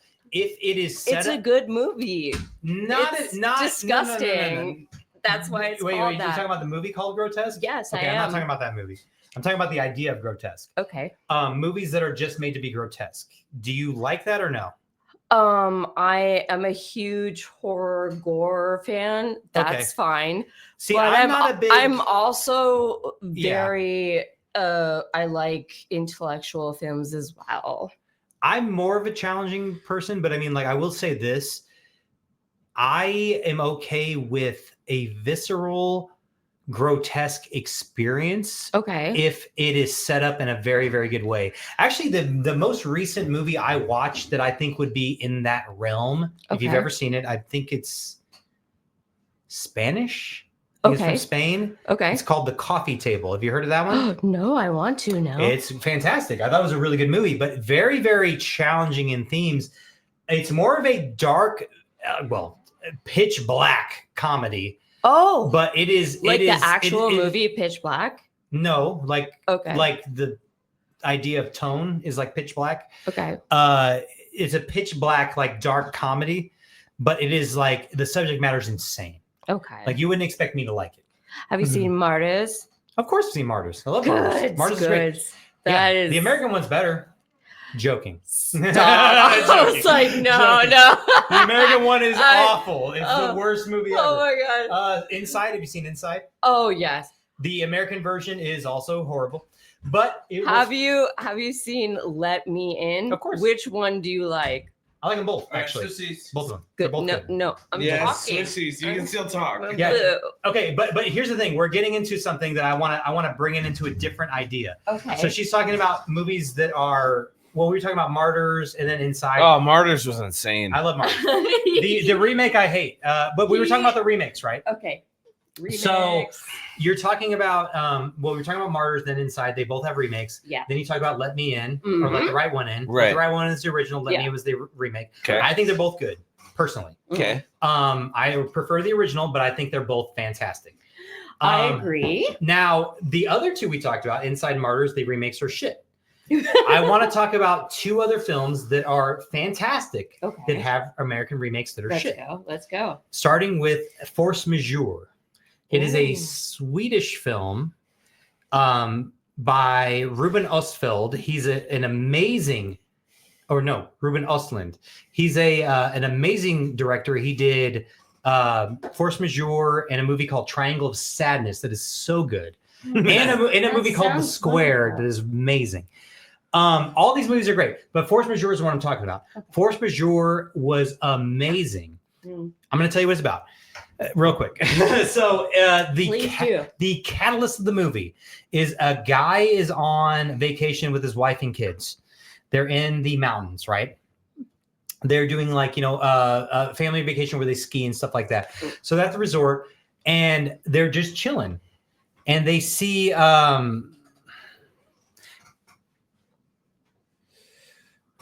what's this? Let me see. Okay, that works. I can work with that. Anyway, so they're on vacation at this resort, and where they're skiing and stuff, and they're just chilling. I didn't get what you don't get it. All right. It's okay. Well, so anyway, they're at a resort. They're chilling, and they're chilling, right? And all of a sudden, it looks like there's an avalanche coming at him. It's coming right for him and his family. Oh, and I've heard about that. You probably have. Yes, this particular shot from this movie is viral. No, I literally. And he runs away from his family when he thinks there's an avalanche coming right at him. He runs and leaves. It turns out nothing happens. It looks like something crazy was going to happen, but nothing happens. Everybody was freaked out, but nothing happens. And he comes back and he's like, "You guys okay? Yeah, we're fine." But he ran away. He left his family there when he thought there was sudden doom. His first reaction was to run away from his family. Yeah. The movie at that point is kind of like the wife looking at him like, "I can't believe what you did." It's such a good movie. They remade it, and it's a movie called Downfall. I think I've seen previews. The stars of that movie are Will Ferrell and Julia Louis-Dreyfus. So you know that it's more of a comedy, right? Yeah. That movie does a lot of telling but not showing. Wow. It's a bad movie. It's a bad movie. It's the same idea, but it's a fucking bad movie. Have you seen Moonfall? That was the stupidest. Haven't seen it, but no. The other film I'm going to talk about that's literally the same feeling of Force Majeure and the one I was talking about, which is Downfall, is a newer film. It's have you guys heard of Speak No Evil? Yes. Yes. Have you watched it? No. You did. Yes. You watched it? So you know what it's about? Yes. Oh, it's fantastic. It has so many. Okay, I'll dap you up. but correct me if I'm wrong. Does it not have themes similar to Force Majeure about a guy who is not willing to protect his family? Oh, that's sad. Yes, it is sad. But isn't that what it's about? I know. Yes or no? Yes. Yes, thank you. All right, so that movie has the very similar themes. It's like this is a guy who could protect his family if he just fucking grew a set of balls and manned up and protected his family. It is a fantastic movie. It shoots you in the fucking heart at the end. It's so good. I totally really like that movie. I liked it a lot. Force Majeure is very similar, but here's the thing. Force Majeure is like, oh, that was a really bad time at couples therapy. Whereas Speak No Evil is like, that was my worst fucking nightmare as a husband and a father. It takes it further. It takes it much further. Okay. Candy, I can ultimately appreciate your taste in movies. But I will say, they remade Speak No Evil. It's called the same thing, and they fucking neutered it. They cut its balls off. Really? They cut its balls off. They did. Did you watch the remake?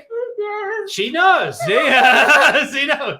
She knows exactly what I'm talking about. Oh my god! It's the same thing with Downfall. Same bullshit. Oh my god! Two movies I recommend. Okay. Don't recommend the remakes unless you want what I'm talking about to understand it.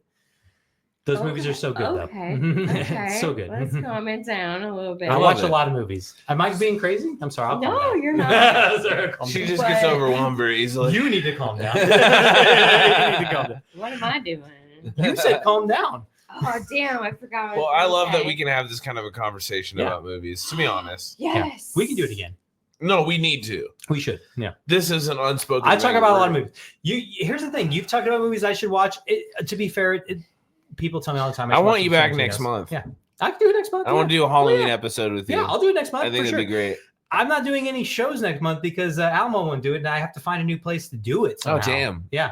Well, it's because they sold out to Sony, I think. Oh, yeah. Well, they're corporate. They're corporate. They don't do 35 millimeter, and because of that, they don't do 60 millimeter. Yeah. The guy who was responsible for getting me to do the Alamo, that was the one guy that let go. Oh, damn. Yeah. Well, you can always show some in my Alamo backyard. is still cool.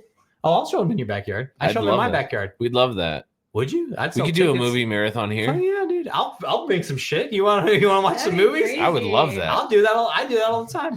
So stay tuned for the Metal Massacre Halloween special. We can do it live. You can do it live, right? It'd be crazy. You stream it. Yeah. I mean, why not? Oh, we'd figure it out. It'd be easy. We'll figure it out. Yeah. Get green jelly. You do something. Guys, Guys, some green jelly.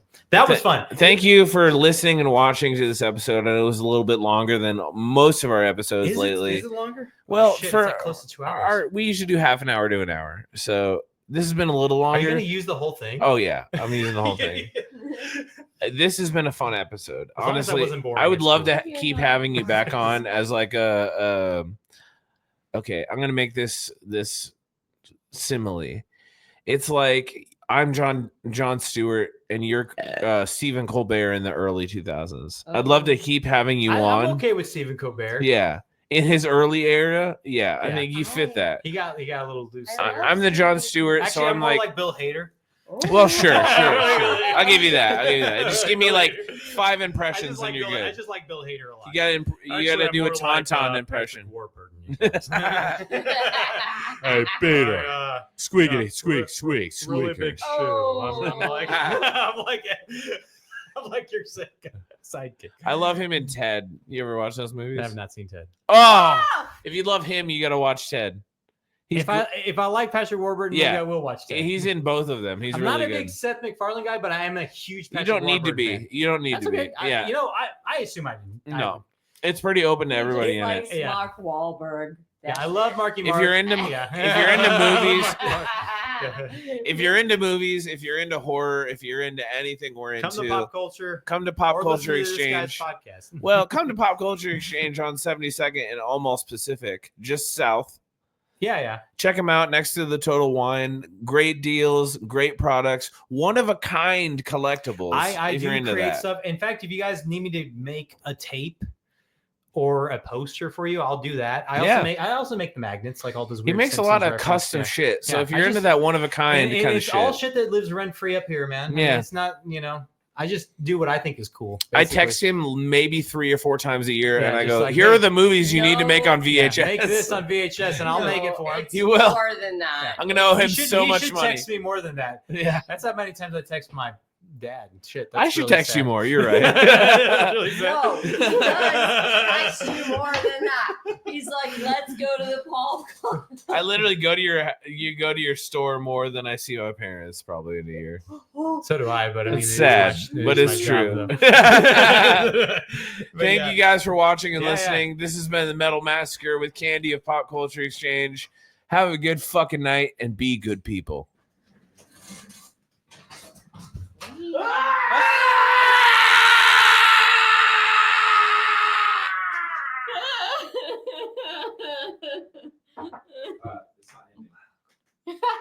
It's not in there!